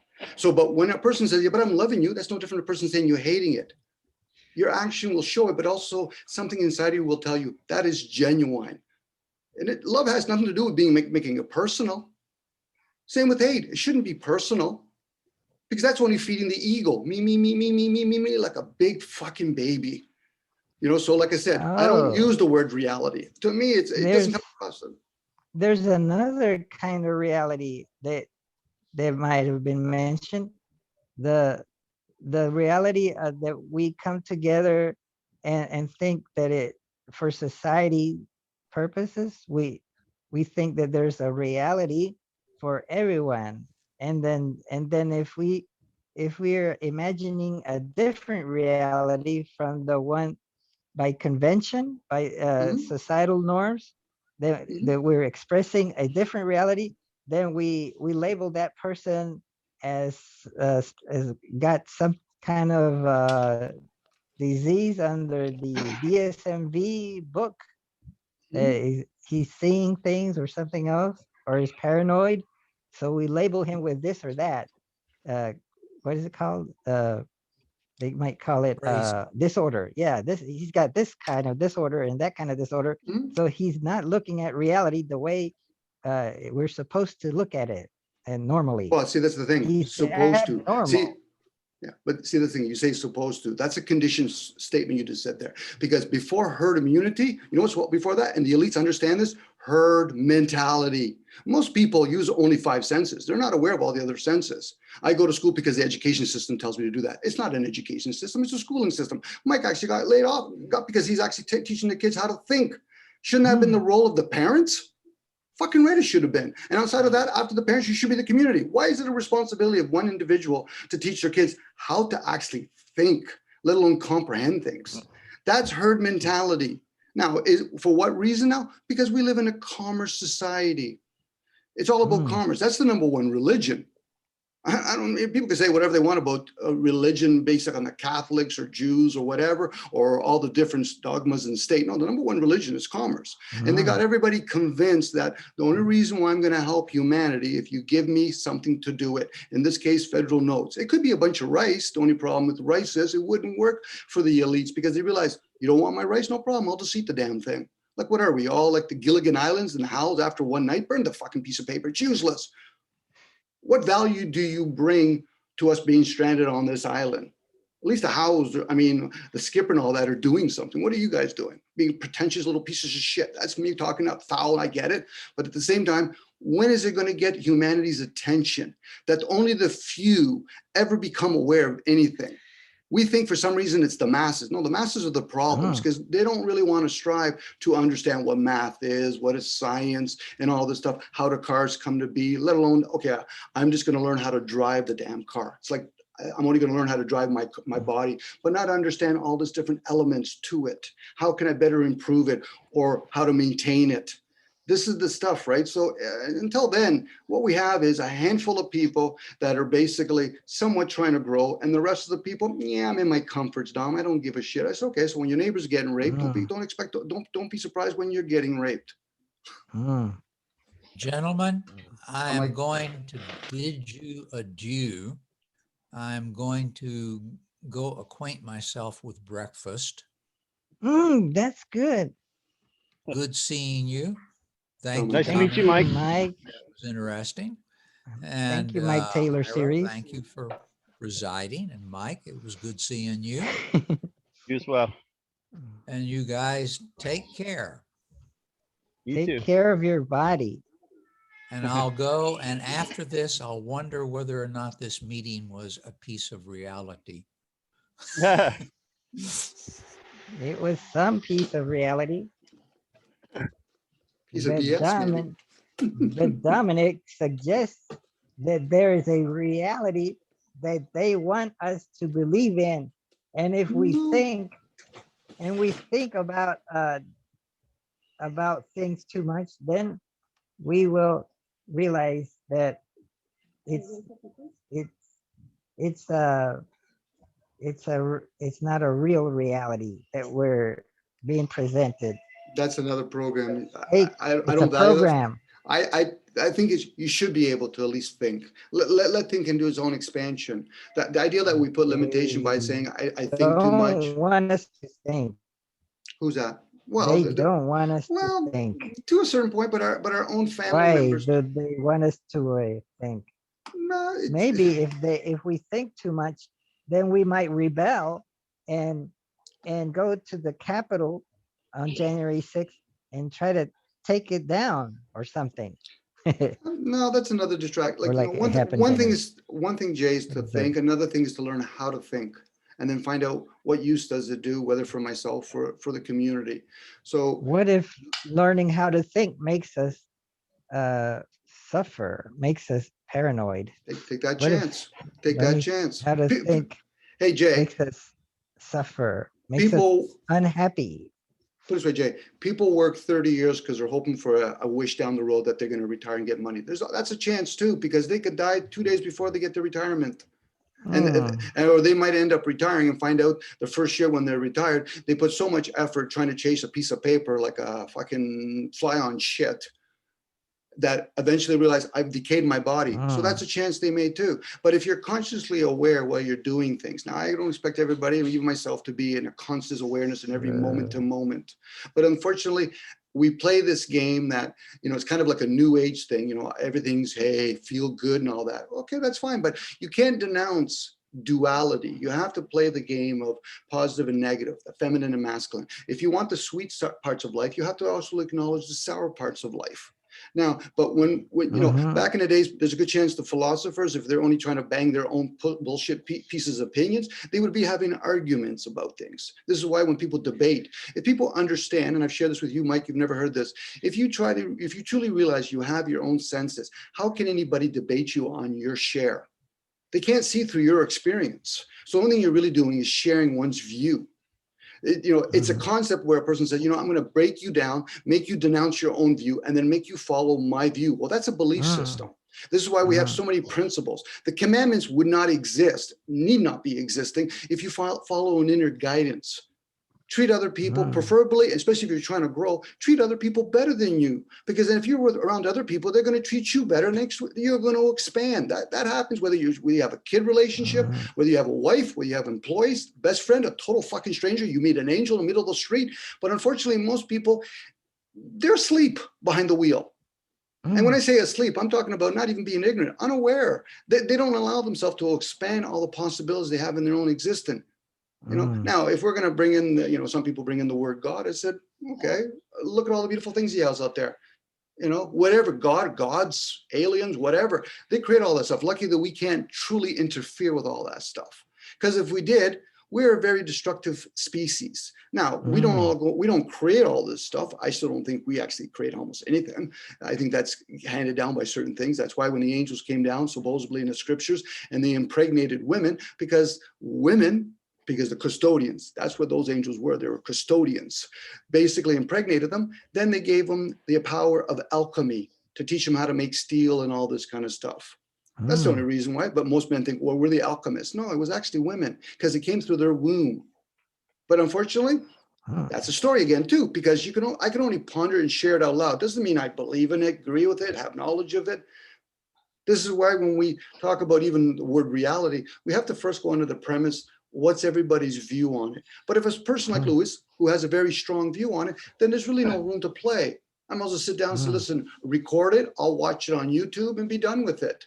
When my buddies tell me about their life story, I said, listen, do you have it in a biography format?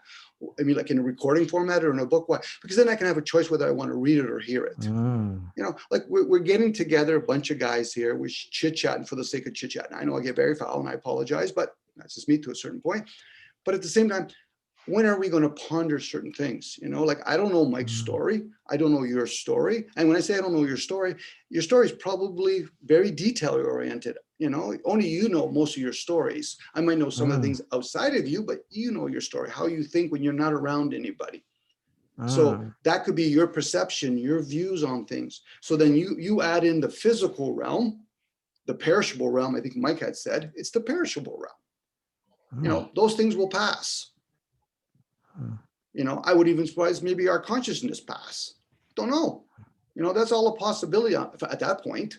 When a person is no longer there, I said, okay, did they really die or did they move on? There's many terminology you can give to it. But then again, what really passed on? Soul, spirit, was it a demon that passed on? I don't know. But it's all possibilities. But if we're going to have, this is, I might as well listen to fucking Dawkins and say, you're an idiot. But hey, you sold many books, you're still an idiot. Why? Because you're trying to denounce something because you think atheism, when I hear people talking about being an atheist, I think, okay, so why do you only attack one dogma? Religion. Why don't you challenge science? Why don't you challenge state? Why don't you challenge commerce? Yeah, but I was a religious person a long time ago. Like when I tell my buddies, what were you? I said I was two dogmas. I was Roman Catholic. That's two dogmas put together. But when I started doing the research, I'm realizing a lot of things didn't add up. A lot of things were pretty hideous. And I realized it doesn't have any room for growth for me in that. So then I started learning all the other teachings. I went to Buddhism. That was teachings. It wasn't a religion, but even though, you can make something religious. Same with Hinduism, all these other things. I'm realizing what's the common factor in all these teachings? Men. And what do men usually do? They do chaos. Because we really can't rule over each other fairly, if there's such thing as even ruling, because I value the concept, we should, I should be a sovereign being, but I have to exist in this realm. I don't have to be stuck in it, but I'm living in the realm. And in it, there's a lot of different dynamics within it. But if I think reality is how I see things, well, then write a book on it, so then I have a choice. Like you're talking about a bunch of philosophers in that book. They're not here. They're probably dead. Maybe they even got rebirth or whatever, but they're not here. Now, if you want to share, listen, I don't need to tell you guys who the philosopher, but here's a view. And then share it out loud, and then we can ponder it. But what happens is when I hear people talk about Jesus, I don't care about who Jesus is. What was his teachings? I don't care who Buddha is. What was his teachings? Because that at least I can take. I don't want to be a fucking groupie. Like Kant, who is he? Doesn't matter. But what was his teachings? And then if people get rid of one part, they can focus on the teachings. Okay, and now how does that reflect to me? What is my experience that I have that I can integrate with that? Outside of that, even though even the Christians teaching, love thy neighbor as thyself. No, love your neighbor better than yourself. Learn for expansion. Don't just give the bare minimum. And even that, once again, you get Socrates, then you get a person like Plato who probably plagiarized him. You get Jesus and all these other disciples after, they might be plagiarized him. He never wrote nothing because it's an oral teaching. They understood. You're opening up all your receivers. When you start using only these two hemispheres to read, you're doing this like a fucking typewriter. I could quote James. Who fucking cares? Are you implementing the teachings? Because you read the fucking thing.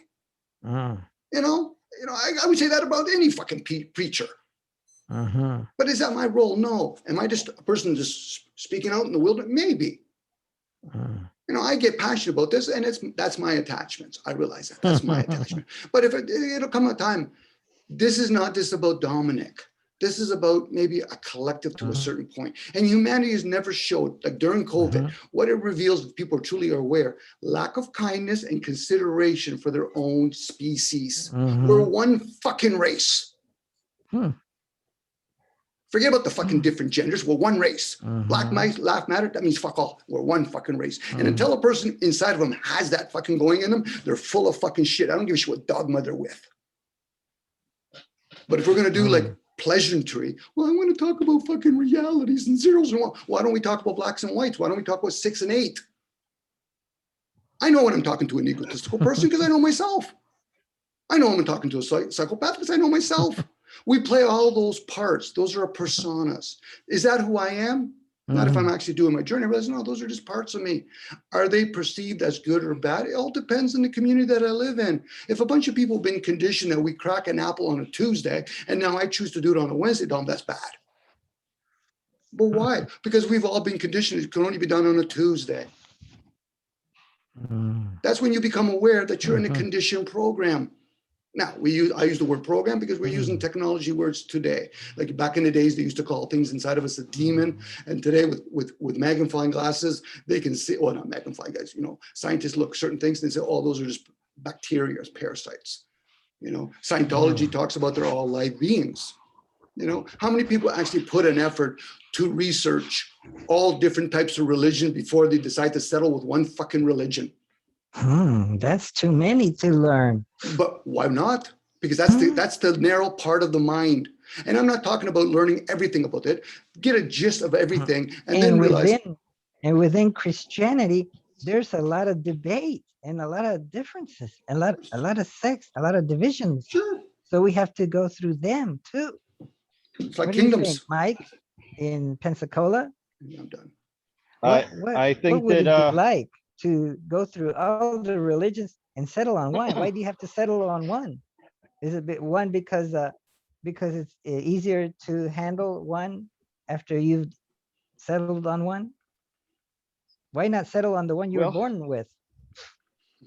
I would guess that at some point you take responsibility for your own beliefs. As a child, your parents decide for you, and as an adult, you take responsibility for yourself, and Not everybody's gifted the same way as far as being able to process thought and experiences. So I think there's a lot of grace that has to be extended through those outcomes. But I don't think that I could probably provide an answer that would endure against all scrutiny. I will say, hey, Dominique, I'm really enjoying your passion. And I'm interested in getting to know more about where you've come from and how you've arrived at where you're at as well. But the other thing would be is that, you know, in the group, I think that just from what I'm hearing, I'm really just getting familiar with the environment. I think that the different, hopefully you'll continue, because I think the different influences that we have on one another, I think that your influence should continue. I think it's very valuable.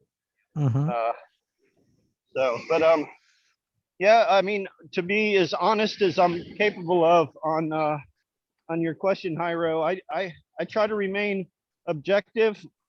I use a broad perceptions. I believe that wars are won at the strategic level, and I believe some of this is a sort of warfare.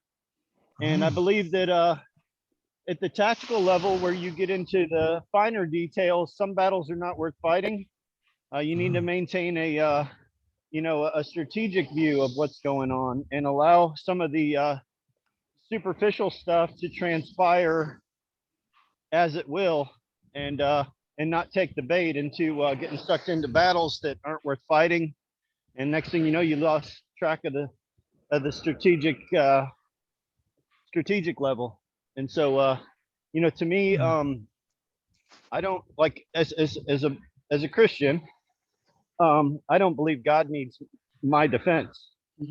And so you know, if someone, I think there's a lot of people that have come to my same faith through an adverse beginning, and then and you know, I'm where I'm at because it's withstood the scrutiny that I've been able to entertain, and so it's not a proud thing that, you know, I'm going to tell anybody that I'm right. It's just, this has been true for me.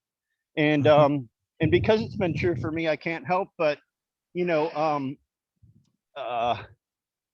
want my child, you know, hopefully grandchildren someday, loved ones, to at least be exposed to what I've learned. You know, I think that's a responsible thing.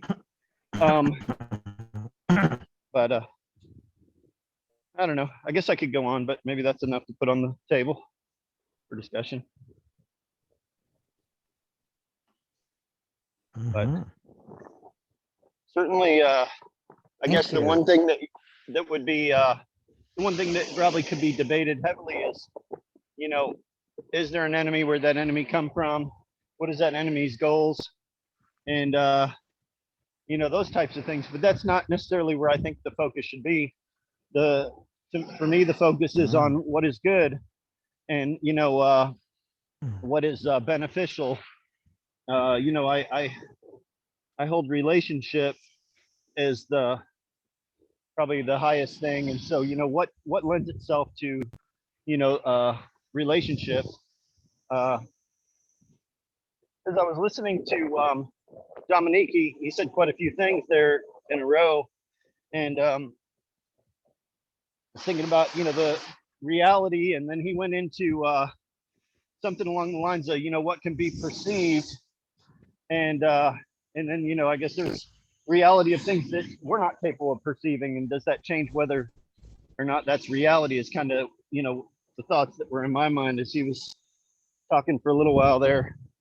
And I mean, I'm not sure how far, you know, we would care to go on any of that stuff, but certainly, you know, if a tree falls in the woods, does it make a sound? You know, is kind of the question, you know, for some of those, you know, thoughts on reality that can perceive or not be perceived. And I don't know what academia would say. think academia is a dangerous place these days, in some regard. Mm. Um, Well, I I'm think- kind of refreshed at some of Dominic's positions. You know, having a, I don't know, I think that we have a very similar way of processing things, certain things as far as what we've seen and what influences are at work in our culture today. So I'll give you an example. You might this, I hope you actually hear yourself, because we're always the student listening to ourselves. So you said the objective. The objective is the material. How do you define the objective? The subjective, that's spiritual. So when somebody says, it's a clever game that the person's playing with themselves. Do you hear, can you perceive the noise from the, if a tree fell in the woods? Well, I have a thought now and I can visualize what we call a tree. That's a perception. Can I hear it? Well, most people don't even hear that. When they speak out loud, they don't see the sounds and frequency that's coming from that language, because each word, each letter has its own experience. The physical is only a linear experience. So when somebody's talking objective, they're talking about being caught up in the material only. Once you realize that you're using the unknown, the spiritual, the subjective, the yin, that's the unknown, then you start realizing, but I'm using a language that I never see. And then when somebody talks about a tree, I have a thought that's kind of communicating with each other, but I don't see thoughts either. This is why when people have near-death life experience, they say they see a light, because they don't realize when you see a light, if you ever see thoughts, emotions, you're going to see the same light, because the light is from the darkness. This is where the unknown and known comes to be. There's the essence to light, the light bearer, because somebody's ruling the light. So now, again, we're going to quickly get caught up in our conditioning, thinking, yeah, but I see a light, what I call a light. I see what the color white is. But meanwhile, again, a person's seeing something and they're associating on the object by calling it red and black. This is why people don't realize we're in the world called an illusion, the play. And we have many words with the word act in it, in this age anyway. Act, practically, factual, and all this. We really can't perceive through each other's senses unless you tap into the unknown. This is why some people can channel, and a person said, I've never seen the color red, let alone a red truck. So how does the other person get that experience? It's like, you've never seen through my eyes a green tree. But you've seen a green tree, but if you've never seen it, there's still another way to communicate that. And people never elevate to that awareness. That's all it is. There's many awareness out there. You know, awareness is kind of close to love. It's in the unknown, it's unconditional. If you choose to tap into that kind of stuff, so be it. A lot of the books in biblical times, they were inspired to be written, because humans don't have that capability. The only thing they know how to scribe. When we come as babies, do we learn how to read and write? No, that was a dumbed down process.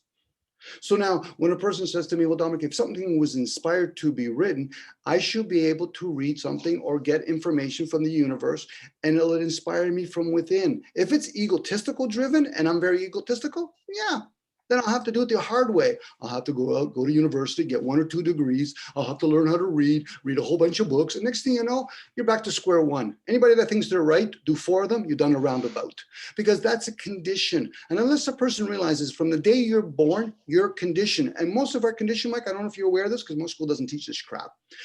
You're conditioned in the womb. When your mother has fears, you inherit that fear unless you become aware later on in life. Those don't belong to me. I have my own fears, but those aren't mine. And then who she presents herself around, that's conditioning. So if a person chooses to talk to the child while in the womb, that child will actually have a heads up, because most children are dumbed down. And then, of course, most people don't understand about, the placenta. That's just basically urine. That's supposed to be fed to the child after it's born.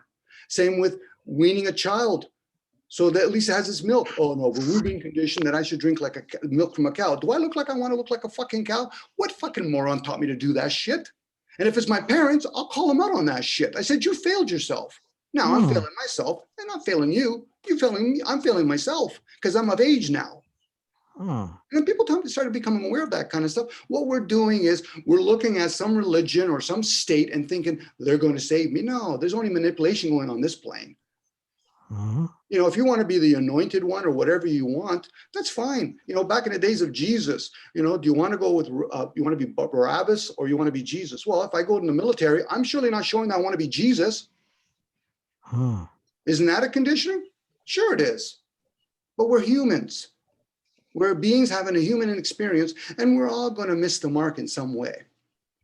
But every so often, you're going to have those moments and like, okay, so at least I know I'm missing the mark, opposed to, well, I think I do. You know, like the Catholics, I'm going to do whatever 6 days a week, and then I'm going to pay for my sins. Oh, fuck off. Hmm. You're just a bunch of kids. And, you know, our bodies do mature, but our mental mind and our emotions never fully develop. Hmm. You know, Well said. well, I don't know, but well said. But What do you think, Mike? You were raised Catholic, weren't you? same I with me. was. Same with me. Were you as well, Dominic? Yeah. Yeah, my parents, Uh, the best thing my Me- father ever did was not get in my way with that crap. I was raised Catholic too. My mother's Catholic. We put the rosary on YouTube at night to make her relax and fall asleep. As I see the Pope there yip yapping, and I'm like, okay, and if you want to help the poor, the one who has the most power, help the rest. Maybe sell your crown and then maybe do something for the poor. Anyway, she values it, good for her. Yeah. Say hello to Mike and Dominic. Hello. Is it? That's Mike in Hi Pensacola there. Panama Mike? City. City. Say hello to Mike. Hello there. What's your mother's name, Jairo? Bertacilia. Bertacilia. Hello, Bertacilia. Hola. Hello, ¿cómo estás? Bien. Muy bien. She hasn't had breakfast yet. Do you want breakfast? Huh? Do you want breakfast? Yes. Arepa? Is that a kind of food, Jairo? What's arepa? Let's see.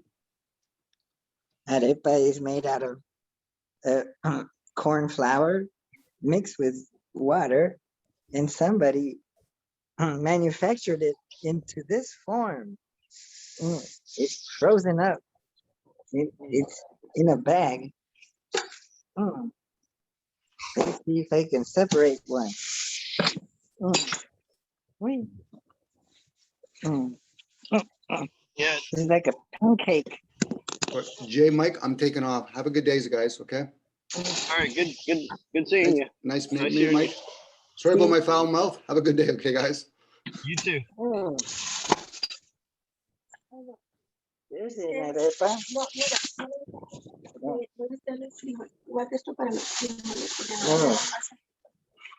Hey, I'm gonna Jairo. have an arepa. Yeah. What can you share with on the backgrounds of the people that I've met as far as their journey goes and where their foundations started and Yo as far as their quiero. Yo quiero arepa. Ah. Okay. What did you say? what Wow, look at that sky. what can you tell me about the people that were on today and you know what where their foundations are started and you know how to kind of understand where everybody's coming from. Yes, today we had Luis del Pino. He was also raised Catholic. Wow. In Spain. Oh wow, okay. And where did his I guess his new journey began and what was the catalyst? What do you know about that? I think he mentioned in some previous meeting that he had a midlife crisis and he was separated from his wife and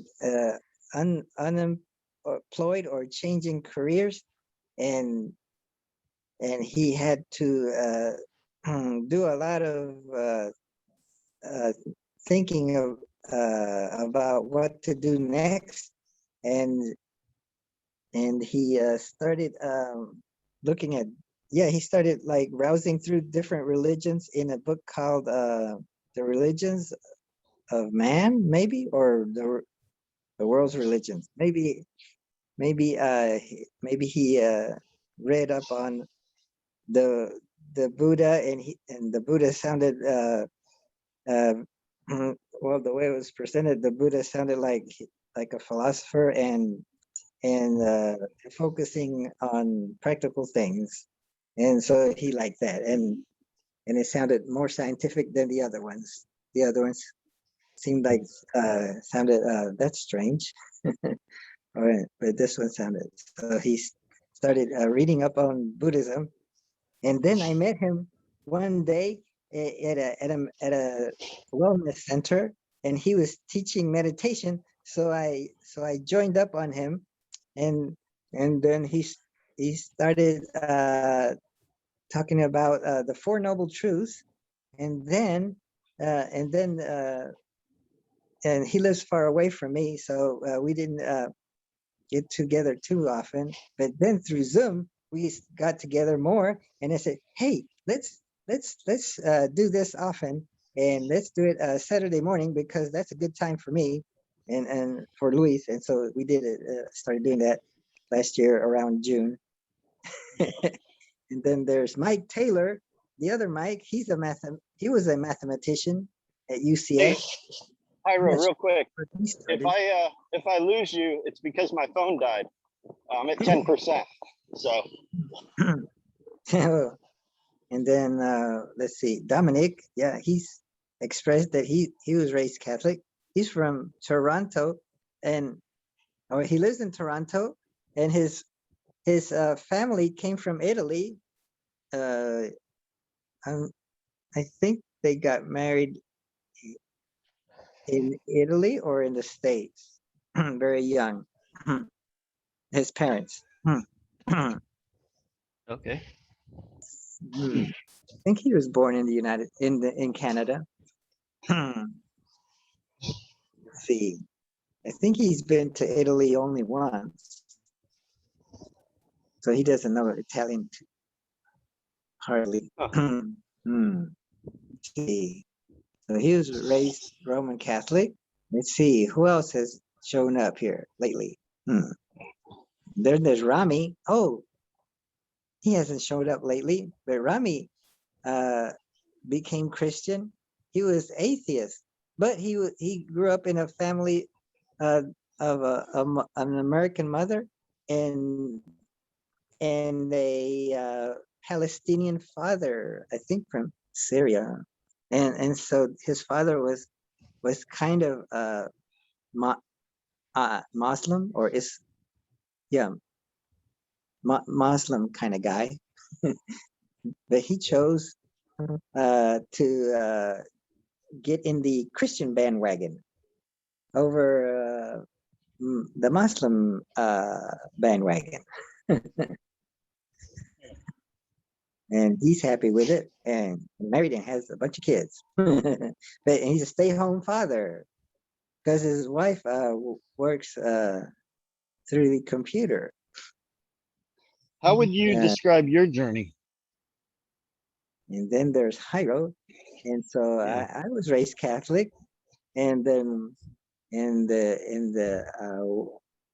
I remember seeing pictures of a Buddhist monk being sitting on the street and burning himself to death, or he committed suicide by burning himself. I think he got told him to drench him with water, with gasoline, and throw something, a little flame, or maybe a match, and he burned himself to death as a protest against the Vietnam War. And he said, how could he do such a thing? Isn't that burning the most horrible pain? And So his commitment left that a was positive impression. that must have been in the 70s, and and I was going to catechism, and so I had to look that up and see what these Buddhist monks do, and so I investigated, and one day, I was into painting, and I painted a Buddha from a book on how to paint a Buddha professionally, and so I drew the grids and then drew the figure and then filled it out with color, like paint by number kind of thing. So, Was this and before I then, met you? oh, that was, that must have been, 15 or 18 years ago. And maybe by Okay, so painting a Buddha, that lit a light in deep in my subconscious, and that attracted me to other things Buddhist, and so, and I found a place in downtown Orlando that was teaching meditation, and it had paintings of Buddhas like the one I painted, and said, oh, that's interesting, I want to paint more Buddhas. Oh, look at that Buddha painting. Oh, they have all kinds of different Buddhas. There's got a blue Buddha, a green Buddha, a female Buddha that's green. And well, this is crazy. And so I studied more and more, and I got hooked on it. And now I'm a cult member of this Buddhist sect. Mm, well, I didn't have to paint anything on my face, or didn't have to shave my head. That's good. Didn't have to change my dress. That's good. But then I started buying their books and their artifacts, and trying out their practices. Now I'm stuck in it. I can't get out. How do I get out of a cult? No. Have you tried?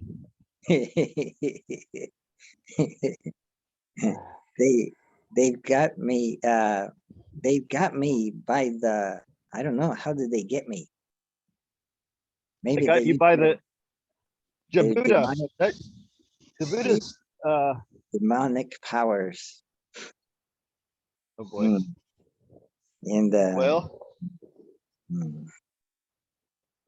well, who else is there? And what what is Tim doing? Tim? Oh, he was over with my parents yesterday. I told him I explained to him when I talked to him yesterday that Yeah. the reason why you haven't offered any tennis time is because you were still getting your lungs back in shape. So I told him you might be ready soon. So he's looking forward to a time. I think he's going to move in June. I think he's going to move to Tennessee in June. So you guys will have to do that this month if you're going to do it. Yeah. Wow. So he's not going to be real competitive. So you don't have to be 100%. He's, he had that motorcycle accident where he's got a bunch of pins and stuff and rods in his one leg. So, and he moves really good, given, in consideration of how bad his accident was. He probably should have died, but no, he could do a simple volley and, enjoy some chit chat with you. So, Interesting. at least I think he could. He's I'm sure he's probably better than me. I was never any good at tennis. And he lives in Longwood, or Yeah, I think that's where he's at. Oh. Yeah, pretty close to you, I'm sure. Oh. What scrutiny have you applied to your journey, and how has it stood up to the scrutiny you've applied? Oh. So I guess Or what are the most important truths that you hold dear with regard to where you've committed yourself?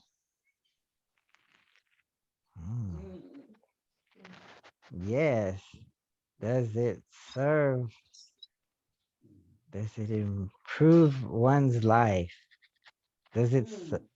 But that's. Or does it have Does an it? essential truth Oh, that means more than to, yeah, something along those lines. and will it Oh, produce happiness in the long run? A true it, happiness, is happiness the goal then? well, Is that the first thing? Is or happiness the highest? or or the doctrine seems to say that there there is a an ultimate happiness that hmm So let's the see. pursuit is happiness. Is that the reward? Is it, or the um the focus? or or at least the people in India, hmm, for many centuries they had people that were like professional meditators, and they would ex-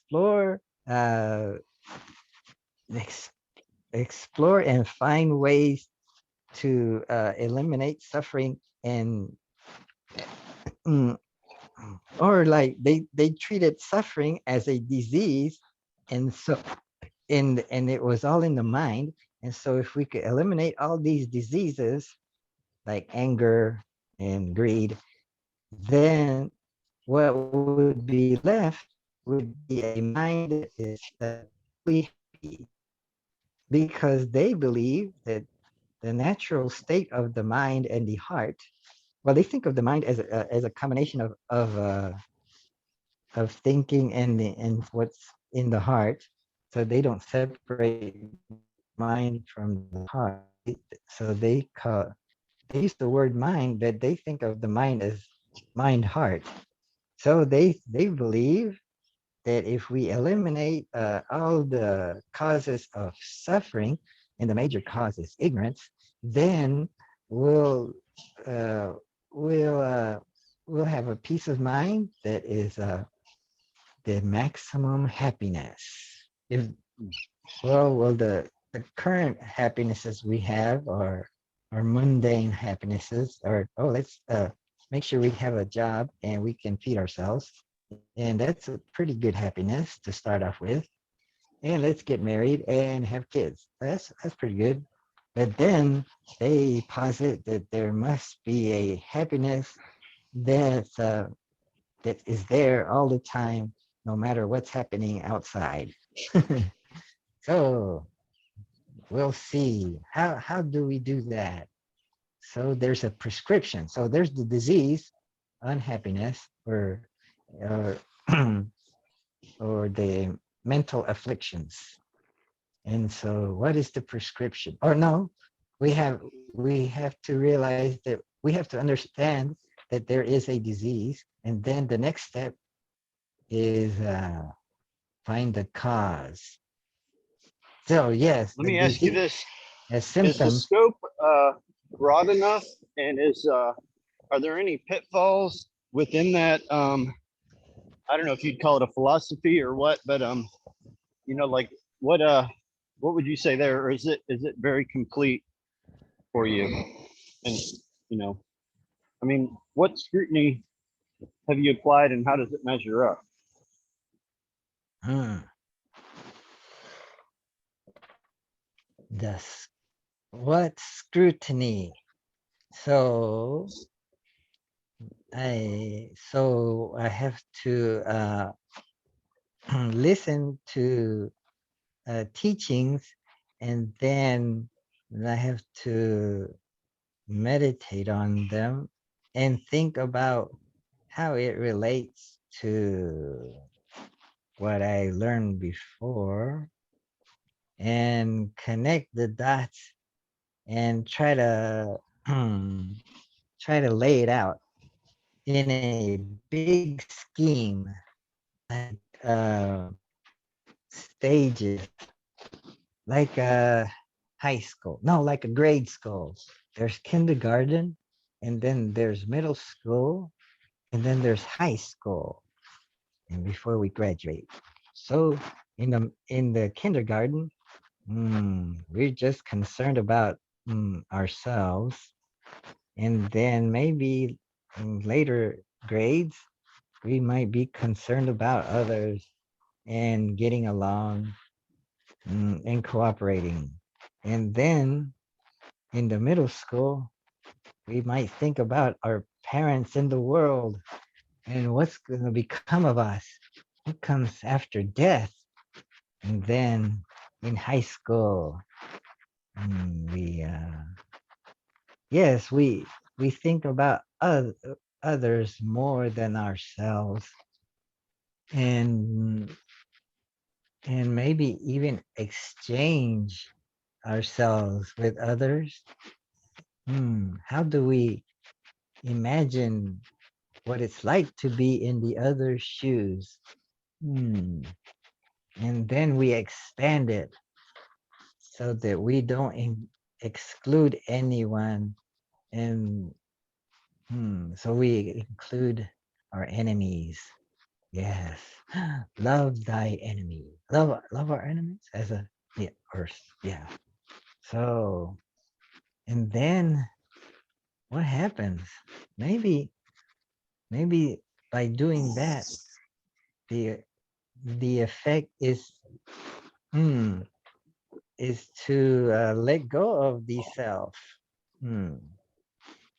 But easier said than done because we we're always selfish. Or but then if we convince ourselves that by thinking about others, we'll have a better outcome for ourselves as a training wheel. Training wheels.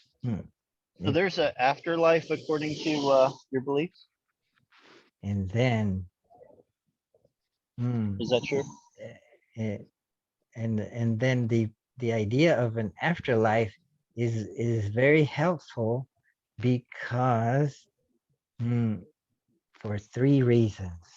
Well, if we don't think that there's an afterlife, then maybe we won't care, and we could commit suicide thinking that that'll relieve us from suffering, maybe. Or well, I don't know if people that don't believe in the afterlife would commit suicide. Well, they might say, well, my biology doesn't let me commit suicide. And anyway, I like living.